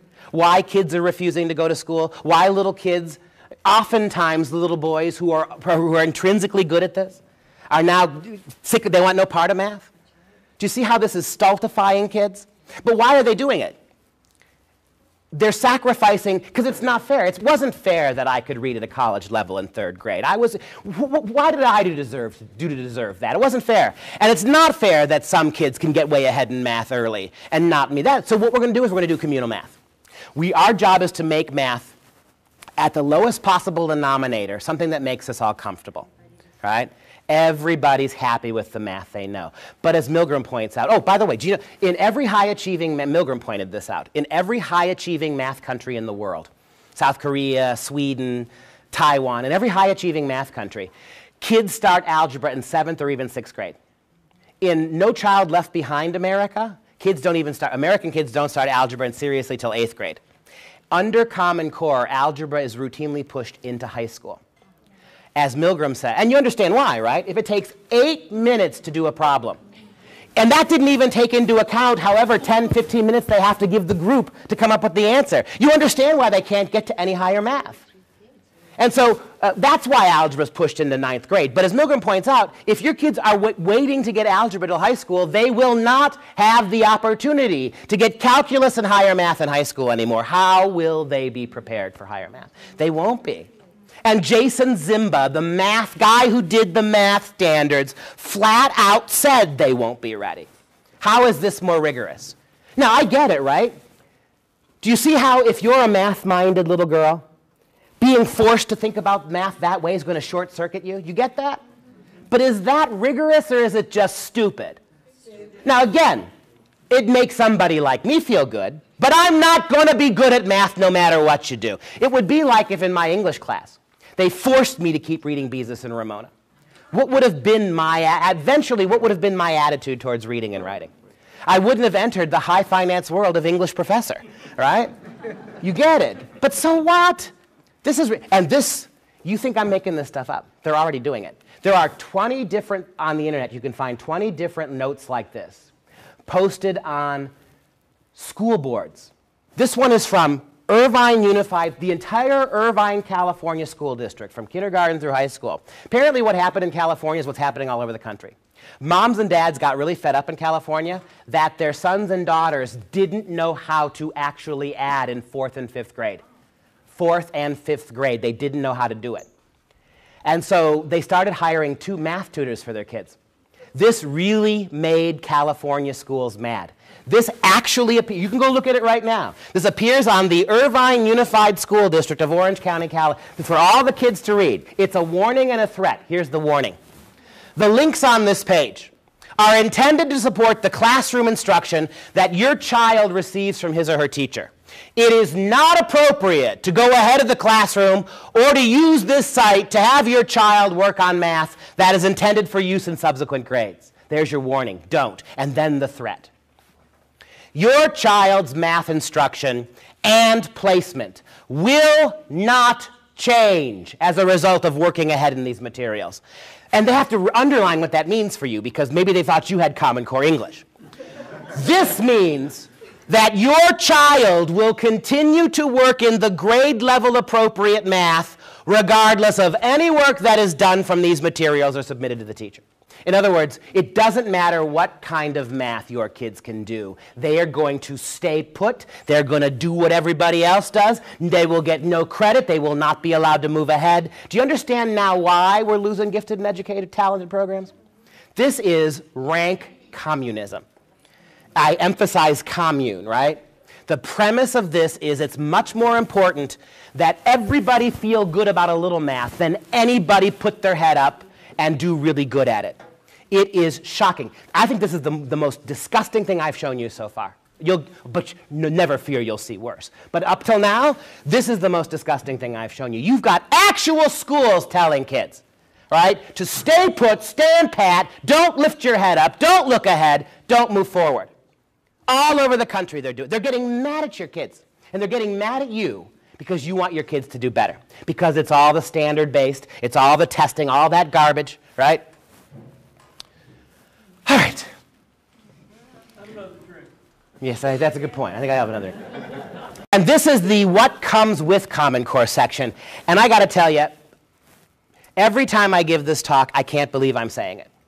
So this is you just please I'll give you all this stuff at the end. You double check me. But there's no debating any of this anymore. I've already mentioned to you the mandated cooperation with Obamacare. I've got that 27,000-page Obamacare document.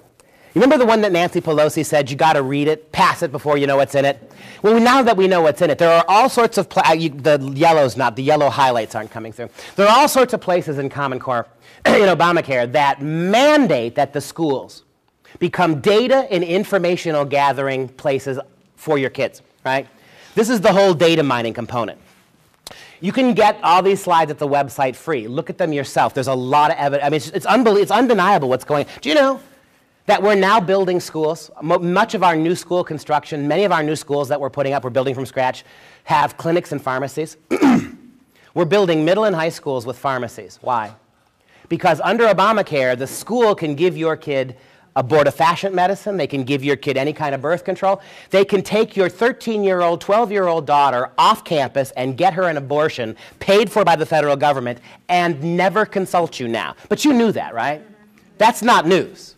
That's what they can do. But now you see why they're building new schools with pharmacies attached, right? Because why drive you off campus to the local CVS? Have it all right there, right? All the stuff they're going to give your kids. This is the building. That's the facility they just finished last year in Utah. That's where all the data on your kids is going to be kept, right? That's the huge multi-billion-dollar facility that all these this data and records going to be kept in. You know, remember when we were kids? And you'd go to school, you'd have a bad day, a bad week, you'd fail a test. But the only thing that ever appeared on your transcript was your final grade. Under Common Core, every single grade, every teacher comment, every conduct evaluation, every quiz grade becomes part of your kid's permanent record for his entire life. And they have already said they plan to make them available to potential employers. So under Obamacare, your kids are kids until they're 27, right? So at 28, when your kid goes to get his first job, so you laughed. I've been to states, good for you, Pennsylvania. I've been to states where nobody got the joke, so thank you. You already passed your first Common Core test. But when your kid goes to get a job, they're going to be sifting through their second, third, and fifth grade records. You know, there's this program now in the public schools that's driving teachers nuts. It predates Common Core, but it's gotten really serious with Common Core. It's a program whose initials are PBIS. It's an acronym. I always forget what the acronym is. No, what is it called? Anacronym. Thank you. I'm an English teacher. I always forget the acronym that PBIS stands for. But it's basically a behavior monitoring program where every day in class, teachers have to spend time making behavioral and attitude assessments on your kids. They have to enter them into the computer every single day. In fact, teachers are griping all over the country about how it takes them more time to do these daily conduct evaluations on the kids. And all that becomes part of the permanent record, too. Right? It's where it's going to be housed. Hundreds and hundreds of questions now the federal government is mandated to get answers from your kids in school. That's one of hundreds of pages. Let me show you this is the document.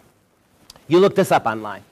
This is if it's not a federal curriculum, if it's not a national program, why in the world is the Department of Education, the Department of Health, Department of Schools, why are they writing all this parallel curriculum to Common Core? Now, technically, this is not a Common Core document because it's not a teaching document, but it's built primarily, excruciatingly for the Common Core program. Look at the title of the document. Promoting Grit, Tenacity, and Perseverance. Critical Factors for Success in the 21st Century. It's an education document, Department of Ed. It was written, as you can see, about a year ago in February 2013. Now, just look at the title. This is their attitude about your kids' education. Grit it out, suck it up, hang in there. Persevere. This is their attitude. And I understand it. If your kids are going to be reading about insulating buildings, and right, you see what they've transformed education. Education is no longer something that helps your kids blossom or bloom or become critical thinkers or define what they want to be or open horizons for them. When I hear the word grit, I think of John Wayne getting the bullet dug out of his thigh, right, with a hot Bowie knife. This just is the attitude of this kind of, you know what this is? As has been said many times, this is school to work curriculum. This is let's build a generations of compliant drones. And you know one of the great ironies about all this? If Bill Gates gets his way, there will never be another Bill Gates in this country. You think about the odd path that Bill Gates took, dropping out here. No way, no more. All right? And you know who supports Common Core? Maddeningly, the chambers of commerce. Which are, people think the chambers of commerce are these right-wing conservative groups. Well, wait a second. The same chambers of commerce that support open borders and amnesty? Why? Because they want cheap, low-skilled labor. They don't want more CEOs. They don't want more vice presidents. They want assembly line worker bees, right? And this is going to be a way to guarantee it. You go to the first page of that document, you see these. These are the ways they're already intending to data mine your kids. And in some of those states that have had Common Core longer than you have, like New York, they're already doing it. This one on the right, that's basically a blood pressure cuff that measures pulse and heart rate. And they've boiled it down so they can put it on a little kid's wrist. How do we know this? Got a fax from a mom in New York City, Manhattan. Her 13-year-old daughter came home with a very angry purple bruise on her wrist.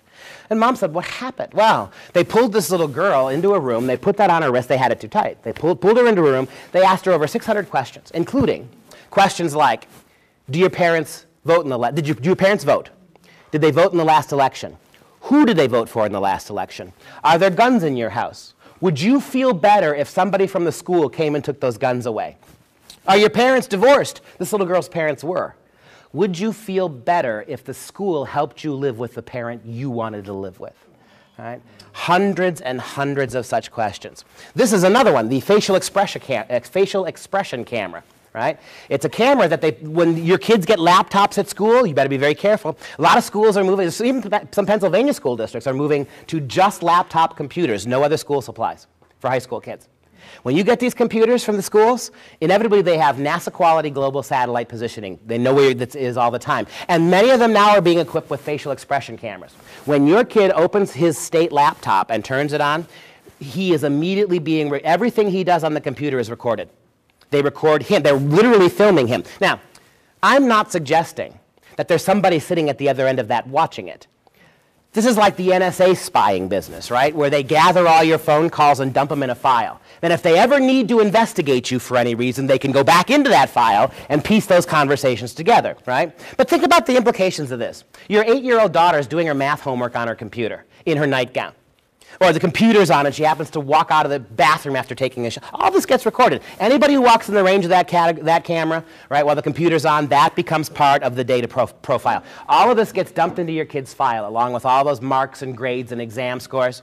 And at any point, the government can go into that file and piece it together. Keystroke technology. Every single keystroke ever punched on that computer gets recorded, right? This is how they're going to do it.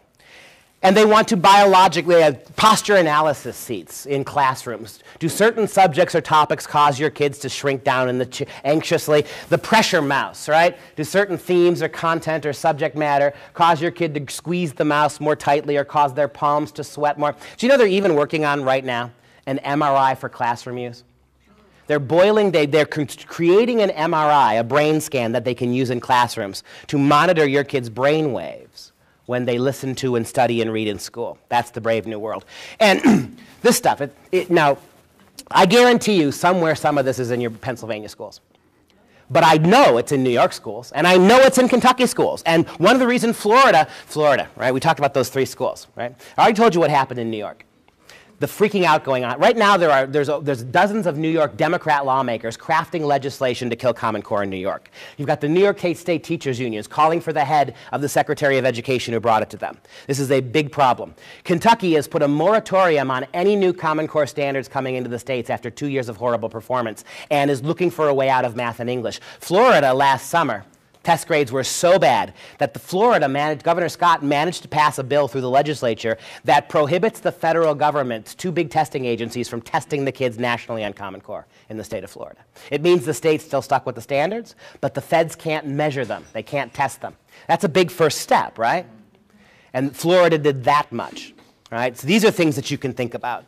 But all three of the 3 states that got the early rollouts, it's all there already. They want to not, my state, Wisconsin, Governor Walker's state, right? And Governor Walker has been rock solid on a lot of things, but just 3 weeks ago, the Wisconsin Assembly, set aside $7 million of taxpayer money to begin the process of data mining Wisconsin school kids. And when we asked the Republicans in particular why they voted for, and more Republicans than Democrats voted for it. And when we asked why, every one of them said because Governor Walker wants it. That's why. So yeah, there you go, right? This data mining, it's coming. It's big. And by the way, if your state took Race to the Top money, in the fine print of the Race to the Top application, once Common Core is implemented, the states that took the money are now obligated to turn over all the required data to the federal government, simply by taking the money, right? And then it goes from bad to worse. Not surprisingly. With a program like this, there are all sorts of special interest groups who have piggybacked onto Common Core. And I want to remind you that they were doing it before Common Core. So Common Core is going to make everything I show you now worse. But almost all of this stuff has origins prior to Common Core. Right? So among the other things are these. This is absolutely staggering. I want you to pay attention to this document. It was written in the fall of 2012. Right when Common Core was getting rolling. And look at the title of the document. These are the National Sexuality Education Standards. Now, based a little tutorial over what we've covered. The fact that they're national means what? Who's responsible? This curriculum, we don't take 5-year-olds and put them in health class. We don't have for our 6-year-olds biology class. So what in the world are they going to be teaching your kids at 5 and 6? Under the National Sexuality Standards, here's what has to happen. This set of curriculum standards is meant to be taught in every other subject matter. Every day in math, in English, in history, there's going to have to be some sex education going on. And I'll prove it to you. You turn to the very first page of this document and look at what it says. The National Sexuality Education Standards were further informed, they consulted mutually by Center for Disease Control. Look at the last 2 things there. The Common Core state standards for English and math. What in the world does Common Core English and math have to do with the national sexuality standards? Why in the world would the people who put together the sexuality curriculum be specifically consulting those things? I'll tell you why. Because that's where they're going to teach it. Now, you remember that question I left hanging out there like a great big softball? Why are so many of the English books highly sexualized? Do you understand now? Do you now know why, maybe, Common Core has so much sexually inappropriate material in it? Because English, like math, like history, like science, they're all going to have to, in some small degree, begin to teach this stuff. It becomes folded into every other curriculum. And it tickles me, boy. Every time I go to a state like Pennsylvania or Wisconsin, you talk to people, you haven't had your test yet. Talk to people about this, show them this. Oh, this won't happen in our state. It's already happening. Look at the books your kids are reading. Look at the Common Core textbooks they're bringing home. The idea that you can vote this out, that you can keep everything else about Common Core but vote this out, you can't, because this is designed to be a part of the curriculum. That's just staggering, right? That the national sexuality standards were further informed by the work of Common Core English and math. Now I think you have a sense of why there's so much sex in those texts. Now I'm going to show you some of the standards themselves. What they do is they break them up into 3-year cycles. Kindergarten, first grade, second grade, test. Third grade, fourth grade, fifth grade, test. Break it up into 3-year cycles. 5, 6, and 7-year-olds. Does anybody in this room teach their 5-year-old about sex? Now you think about this. You don't. And you're scoffing at the idea, right? But they're gonna. So you have 2 options now. You either don't teach them about sex and let the school do it, or you try to unteach what the school's teaching, at which point they win too, because you're putting sex in the mind of 5-year-olds. I mean, you have a third option, the one I would recommend. Get them out of public school! I know. But that's not going to happen for most Americans. And it probably won't happen for most of you either if you got your kids in public school. But you see the pressure they're putting on you here. Like it or not, they're going to do it. And it is criminally obscene to start teaching kids that young about sex because they don't have their neocortex, parts of their brain that they need to develop. They don't have the ability to think abstractly or critically. You're starting to teach kids as young as 5 years. You're mainstreaming things like homosexuality for kids as young as 5 years old. Here are some of the standards I took right from this document for 5, 6, and 7-year-olds. By the end of second grade, students should be able to identify different kinds of family structures and demonstrate ways to show respect for different kinds of families. So who gets to define what respect is? You're not going to teach your 5, 6, and 7-year-old about gay marriage. You're not going to teach them about Johnny has 2 daddies, but they're going to.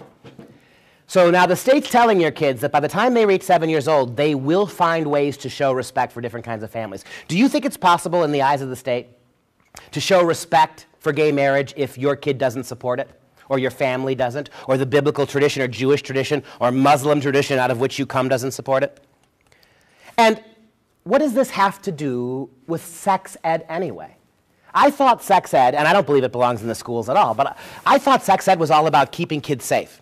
Teaching them basic biology, you know, egg and sperm, and teaching them about condoms. As much as that doesn't belong in the schools, this is the next step. That's pure sociology. That has nothing to do with the biology or the dangers of sex. For 7-year-olds, 6-year-olds. How about the next one? Describe differences and similarities in how boys and girls may be expected to act. Now, that's interesting because if math isn't true, you know biology and gender aren't, right? How many of you know what Governor Jerry Brown did in California a few months ago? He passed the first law of its kind in the United States, whereby any child in the public schools, age 5 or up, who shows up to school and decides he or she is the opposite gender, they must immediately be allowed into the opposite bathrooms. They cannot be prohibited from playing on the opposite sports teams and using the opposite gender's showers afterwards. Already a law in California, and there are all states across the union are starting to adopt these laws, right? I'll tell you what's going to happen. In the next 10 years, you're going to be spending millions and millions of dollars, billions of dollars across the country to create third bathrooms and locker rooms and showers for kids who are gender questioning. But Jerry Brown, and a lot of liberal people were mad at him. A lot of liberals in California were upset. And they said to him, Governor Brown, why don't you just require every school in California to build a third set of showers, a third set of lockers, third set of bathrooms for kids who are gender confused? That's the politically correct term. And he said no, because that's separate but equal, and that's discrimination. As if this whole business, little boy, kids who haven't hit puberty yet, deciding that how do you decide before you hit puberty what gender you are anyway? Why are we allowing kids as young as 7 and 9 to decide they want to be something else when their hormones haven't kicked in yet? But that's the law now. And notice how Governor Brown tries to link this garbage to the civil rights movement? Separate but equal, right? If a little boy says he's a little girl, and we don't treat him like a little girl or make him go to his own little bathroom, we're discriminating against that little boy. And you know who was never consulted about any of this? All those little 13-year-old girls who are not going to have to go to the bathroom with him. Right? That's the brave new world. Again, I ask you, even if you think there is a place for sex ed in the schools, is that what this is? This isn't sexual education. This is conditioning your kids to accept certain things. Again, describe differences and similarities and how boys and girls may be expected to act. Gender's all just a construct. There are no male, there is no female. And we would not, do you see this ridiculous next one? We would not ask this in college. It's so broad. Here's what they want your 6-year-olds to do. Provide examples of how friends, family, media, society, and culture influence the ways that boys and girls think they should act. So you're going to send your 6-year-old to the internet to do a sex and gender search. Really? Because just how absurd that is for a 6-year-old. But that's what they're going to do. How about for the next group? Kids from 8, 9, 10-year-olds up until 5th grade, right? 8, 9, and 10-year-olds. These are kids who have not yet gone through puberty but are on the cusp of it. They're being told by the government now how they will emotionally and socially react to it. Again, what does any of this have to do with sex ed? Explain the physical. I suppose you could argue that that might be the physics of biology of puberty, right? Voices cracking, hair growing. I don't think it belongs in the schools. But what about the next two? Explain the physical, social, and emotional changes that occur during puberty in childhood. Who gets to describe that? Pure sociology. You're going to tell kids how they should react emotionally to something that hasn't happened to them yet? How about the next one? Again, describe how friends, family, media, society, and culture can influence idea about body image, right? Why do you think you're a boy when there's no such thing as boys? Why are you convinced you're a girl when girls don't exist, right? And this. Look at the last one. This is not an option. By the time you reach 5th grade, by the time you're 10, you will, this is the standard, you will define sexual orientation as the romantic attraction of an individual to someone of the same gender or someone of a different gender. Now look, this is America. You teach your kids whatever you want about sex. Your job is to do that. But this is not that. This is the school preempting you, right? What again if you come from a believing Christian home or an Orthodox Jewish home? Or what if? Your word now is superseded by this word. You're not going to be teaching your kids this stuff that young anyway, but they're going to be doing it. And who's going to win, the state or you now? If this is the standard that is going to be measured and has to be tested to, how do you opt your kids out of it? And this is what's so insidious about this. You want to opt your kid out of the sex ed components of Common Core, then you're going to have to opt them out of school altogether, because it's going to be everywhere, every time in the curriculum. All sorts of things going on. Any of you ever heard of a group called GLSEN? It's a gay and lesbian activist group. They've written a parallel curriculum to Common Core that the feds have already adopted. It says this, that every day in every single subject area, there must be some gay positive language. Now, that doesn't mean all, but in math class, in gym class, in chemistry class, every day some of the examples have to show gay people in a positive light. So in math, you know, right, you got 3rd grade math, you talk about Johnny's mom's got 3 apples and Johnny's dad's got 2 oranges. How much fruit does the family have? At least, not always, but at least once or twice a day there has to be a gay positive example. Johnny's lesbian moms have so much, right? Every single class. Not just in biology, not just in sex ed, in every class, the curriculum has to conform to this. What business is any of this of the federal government? But that's what they're doing, right? How about, oh, even better, sufficient time must be allocated for students to practice skills related to sexuality education, and students need multiple opportunities and a variety of assessment strategies to determine their achievement of the sexuality standards and performance. In other words, parent share it's not just going to be for math kids, right? Parent share sexuality standards. This is direct quotes from the document, right? Now, lest you think this will never happen in Pennsylvania, or our schools won't accept that. My superintendent said we'd never have this. It's already there. The poster, I'm going to warn you, this is graphic. The poster I'm about to show you hangs in a 6th grade middle school classroom in Shawnee, Kansas. Shawnee, Kansas is not Philadelphia, and it's not Berkeley. It's not even crazy Madison, Wisconsin. Shawnee, Kansas is the middle of the Bible Belt. This poster has hung all year in that 6th grade classroom. Little 6th grade girl took a picture, took it home to her dad. That's how this became national news. About 3 weeks ago this happened. It's been there all summer, all semester. This is the poster. Notice the title of the poster. How do people express their sexual feelings? Now this hangs right next to Clifford the Big Red Dog. It's there all year round. It never comes down. And the title of it is, well, how do people express their sexual feelings? Notice that they've got talking on there twice. Talking is sexual. Hugging is sexual. Dancing is sexual. Saying I like you is sex. They don't even worry about spelling. You ever been caressed? Caressing. If there's ever a metaphor for the backward ideology of Common Core, it's this. They can care less about duplicating things, making mistakes. They care less about things like spelling, but look at the other things on that list. Anal sex, touching each other's genitals, grinding, masturbation. And do you notice, this is what bothers me the most. For a public school system obsessed to the point of fetishization with birth control, do you notice how there's not the slightest suggestion in this poster that some of these things are dangerous? Some of them might lead to pregnancy. Some of them might lead to disease. You can't get a disease talking to somebody. And do you see the lengths they've gone to here? The whole premise of this exercise is to get your kids to believe that there is no moral or ethical difference between any of these things. That if you object to any one of them, you're objecting to all of them. That they are all categorically the same thing and categorically acceptable. Do you see what they're mainstreaming here? What does this have to do with sex education? 6th graders, 11-year-olds. And so what happened? I want to emphasize that again. All the big go back to Bill Ayers. And you know, when the unrepentant World Trade Center, Pentagon bomber Bill Ayers, the only career open to him after he got out of the terrorism business was education. He became a professor of education, where he spent 30 years in Chicago as an education teacher, teaching young teachers that, quote, the place for communism is in our elementary schools, unquote. That's a direct quote from him. Now he's making $40,000 a year retired, going and talking at all the big universities about how we have to radicalize kids towards socialism at 5 and 7 and 9 years old. That's what he's doing. Go back before him to Saul Alinsky.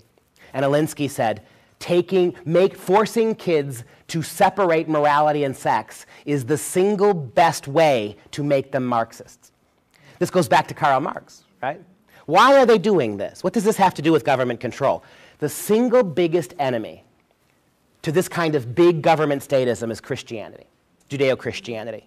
The single biggest thing you have to get rid of is any sense that distinguishes between right and wrong or good or bad. This kind of moral libertinism is a pounding ground that soften your kids up for all sorts of moral relativity. And again, I emphasize this. There's nothing that distinguishes any of those things. They're all the same thing. And you can't object to any one of them without being called a bigot. 6th graders. And so Dad, predictably, freaked out. And so here's the response Dad got from the school. This is even worse than the poster. Here's the response Dad got from the school. The poster that you reference is actually part of our middle school health and science materials, and so it is a part of our district-approved curriculum. Where'd they get it from? The National Sexuality Standards. The curriculum it is a part of aligns with the national standards around these topics. And as such, it's part of our curriculum, and it stays, and it's there today. This is Hocker Grove Middle School spokeswoman Leanne Neal in Shawnee, Texas. It's all part of the national standard. Right? It's already in the schools, and it's already, and in 1,000 different ways that maybe you don't notice. I mean, this is an obvious example, right? In 1,000 different ways in the stories your kids reading, and the discussions they're having in class, and the writing assignments they're being asked to do in class, and the mainstreaming of all sorts of things they're doing in the public schools, your kids are already getting this, and they're going to get it a lot worse. And you wait till those tests kick in, right? All right, we go from bad to worse. Other groups that are involved in this, not surprisingly, Planned Parenthood. The book I'm about to show you predates Common Core. But in the last 2 years, new volumes, new versions of this book are all stamped Common Core compliant, right? And this is in like 60 to 70% of middle school, school libraries in this country have this book, right? And Planned Parenthood is trying to push it as a standard text for Common Core, one of the exemplars. Title of the book is It's Perfectly Normal. It's a book whose premise is to teach masturbation to kids in 4th grade and younger. And when you open the book, the first thing you see is this, naked people. Again, it's the poster, right? The point of this is that you see how egalitarian it is? Fat naked people, skinny naked people, black naked people, white naked people, Hispanic naked people, handicapped naked people, even little baby naked people. In other words, there's nothing to be, this is normal, this is natural, and then they go on to graphically show kids pictures of how they should masturbate, to teach them with graphic illustrations how to do it, right? So this raises an issue, a big issue. It's already in the schools. Now, when you talk to people about this, they're going to say, well, and technically they're right.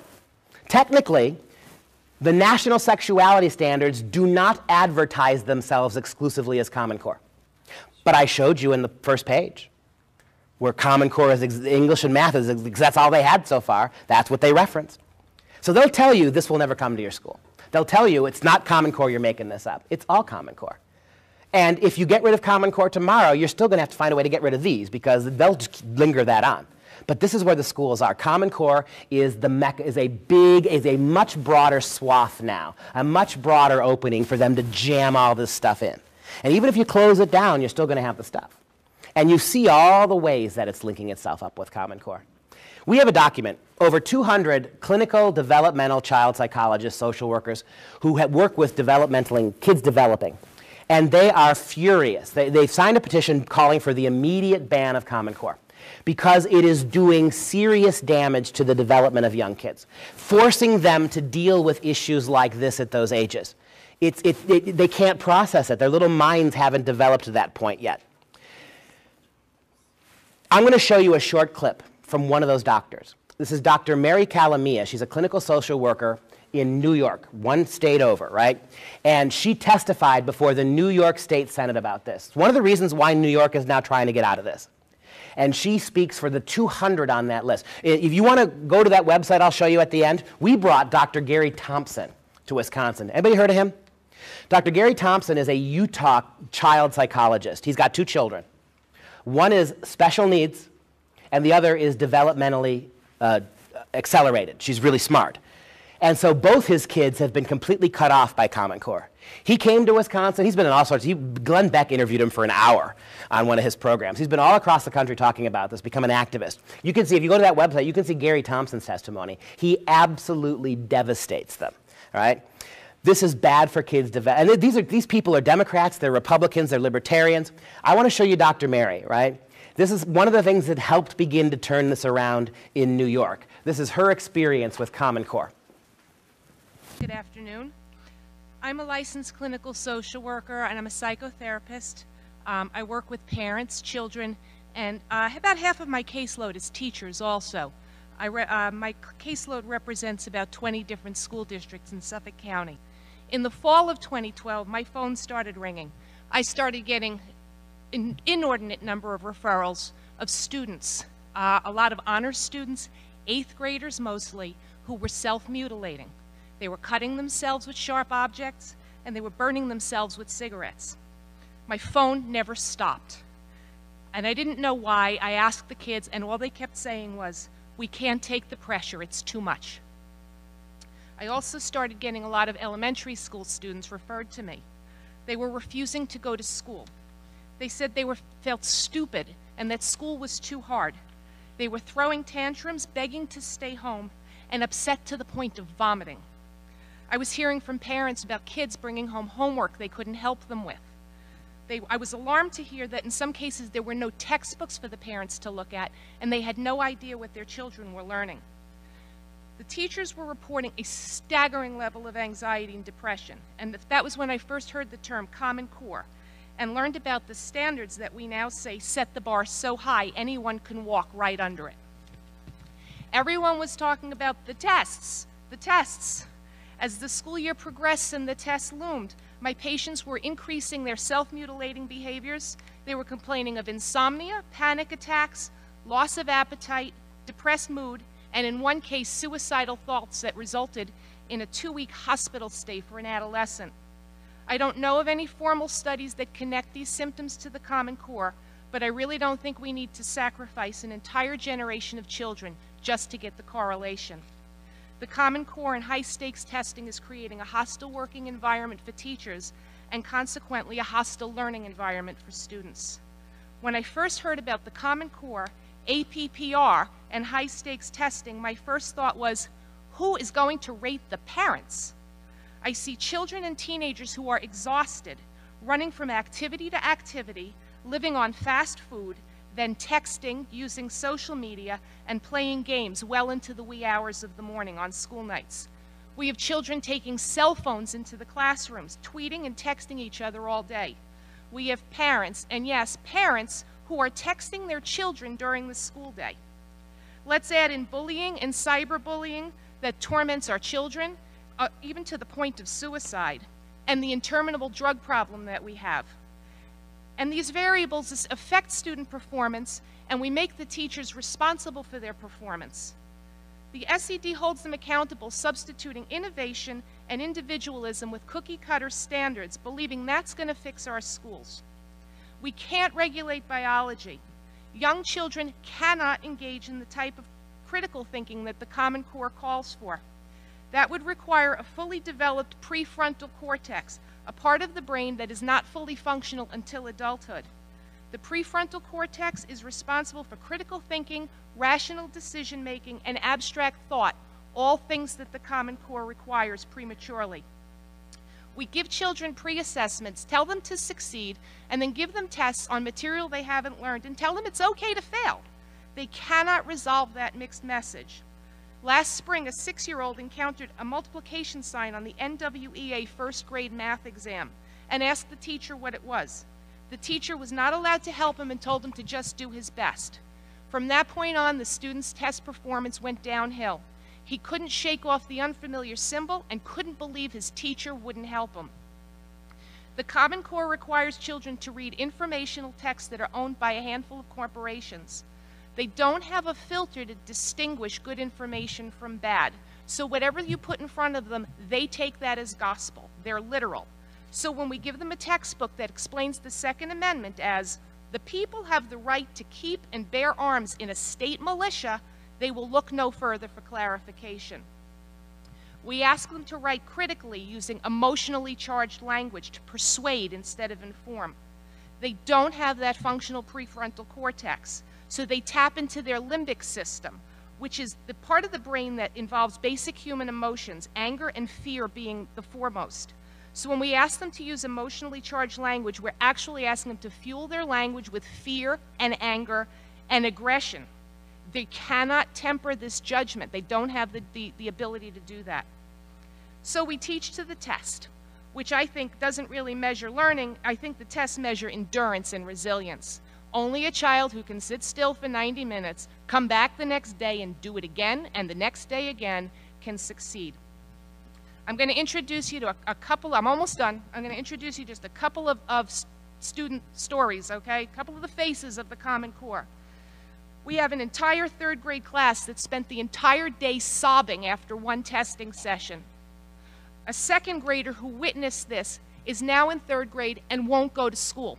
She's being evaluated, a 7-year-old being evaluated for psychotropic medication just to get her to go to school. A 6-year-old who came home crying because in September, in the 1st grade, she didn't know what a vertex was. 2 8-year-olds opted out of the ELA exam and were publicly denied cookies because the teacher gave them to the class but wouldn't give them to them. And that teacher, who under duress, felt obligated to do such a thing. A 6th grader who once aspired to be a writer but now won't do it because we do it all day long, even in math. And a mother who has to leave work early because her son is hysterical over his math homework, and his CPA grandfather who's babysitting for him can't even help him do it. And countless other kids who are refusing to go to school, feel stupid, and now are completely turned off to education. I will conclude with this one thought. Our country became a superpower on the backs of men and women who learned in one-room schoolhouses. This isn't rocket science. It doesn't take a great deal of technology or corporate or government involvement to help our children to succeed. We need to rethink the Common Core and the associated high-stakes testing and get back to the business of educating our children in a safe, healthy, and productive manner. Thank you. By way of wrapping up, then, real quickly, that's Michael Barber. This came up briefly earlier. He is the CEO of Pearson Publishing, right? Pearson Publishing right now owns 100% of the Canadian textbook market. He owns 80% of the American textbook market. Over the last 6 months, he's been buying up small American presses and paying 4 and 5 times what they're worth because he wants to be the only textbook provider here. He is an ally of Bill Gates. He has donated huge amounts of money to Common Core, and he stands to be the only textbook company standing. And when that happens, there will be no non-Common Core textbooks. He's already said that. Both Barber and Gates have approached the UN, about the United Nations, about making this not just an American curriculum, but a global curriculum. That's the end game. How many, they've approached UNESCO. How many of you know UNESCO, the United Nations Education Fund? How many of you, who can tell me what the motto of UNESCO is? Your kids are our kids. Yeah. And that's the objective here. All right? That's Michael Barber. All right.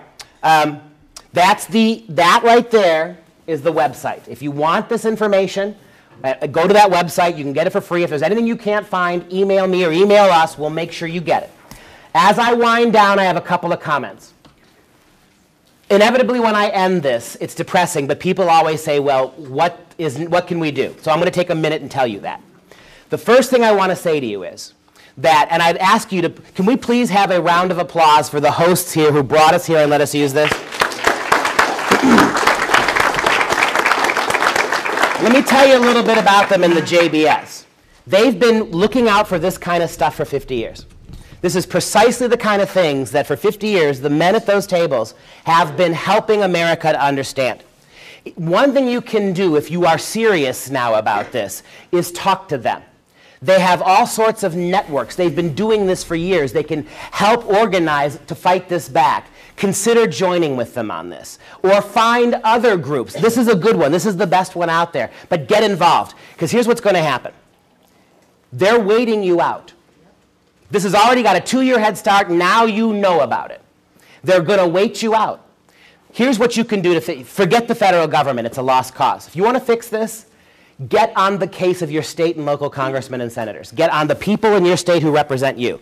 Do I believe politics is the fix for this? No, I do not. But hold the people who you vote for to represent you locally. You've got to get on their case. They've got to hear from you. You've got to let them know how unhappy you are. And keep after them. That's the first thing.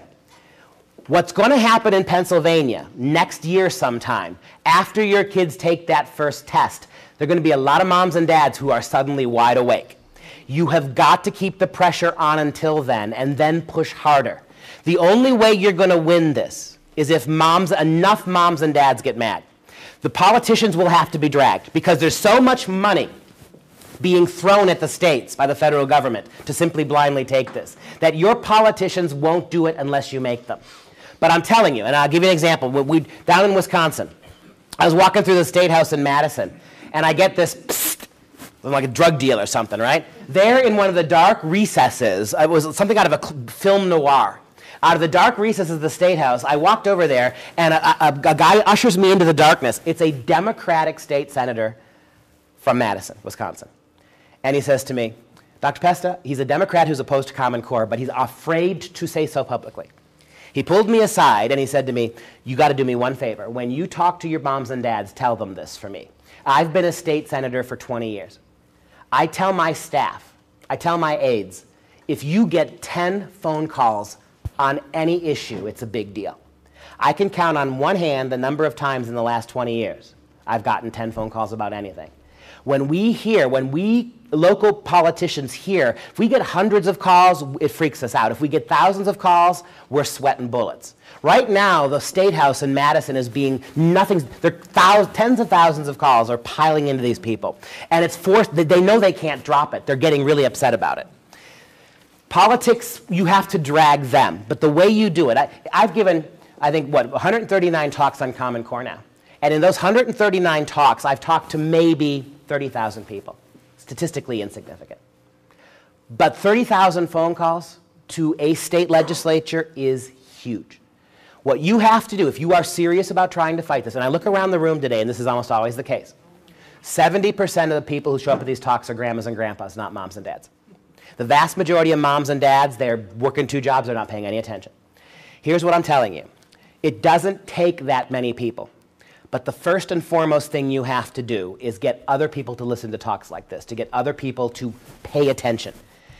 If everybody in here just grabbed one person and got them to see it, this would start to take off. And you're going to be helped next year when the tests kick in. So be ready for that. If enough moms and dads get mad, I'm promising you, you'll make them act on it. Look what's happening in New York. New York is irredeemably out there in political la-la land, but the moms and dads in New York, I gave a talk about 6 months ago in October. I was in Albany, New York. I spoke to 1,000 moms and dads in a single room about this. Because they had already, why were there 1,000 of them there and there's only 50 of you here? Because they had had their first test then, right? That wakes people up. So we're still America to the degree that if enough of you pitch a fit, you'll get your way. But you're going to have to drag the politicians. And you start by putting them on notice that you want them to stop it. Call your guy or your woman and say to them, look, I voted for you last time. I'm not doing it again unless you come out against Common Core. Take that initiative and keep on them. And then the more people you get to hear and see it, the more chance you're going to have. They're waiting on you. They're fully expecting you to get mad, leave here, and then tomorrow forget about it. If you do that, it's a done deal. You're not going to get out of this. But keep in mind that 24 of the 46 states that took it in that weird way are now trying to get out of part or all of it. There's no reason Pennsylvania shouldn't be one of those states. You're not right now. You should be. And you're going to have, and a lot of this stuff you're going to get lied to, right? That's why you should do your own homework. People, I've gone all over the country. I'll keep doing it. And there are other people here who can help you. But that's the only advice I have for you.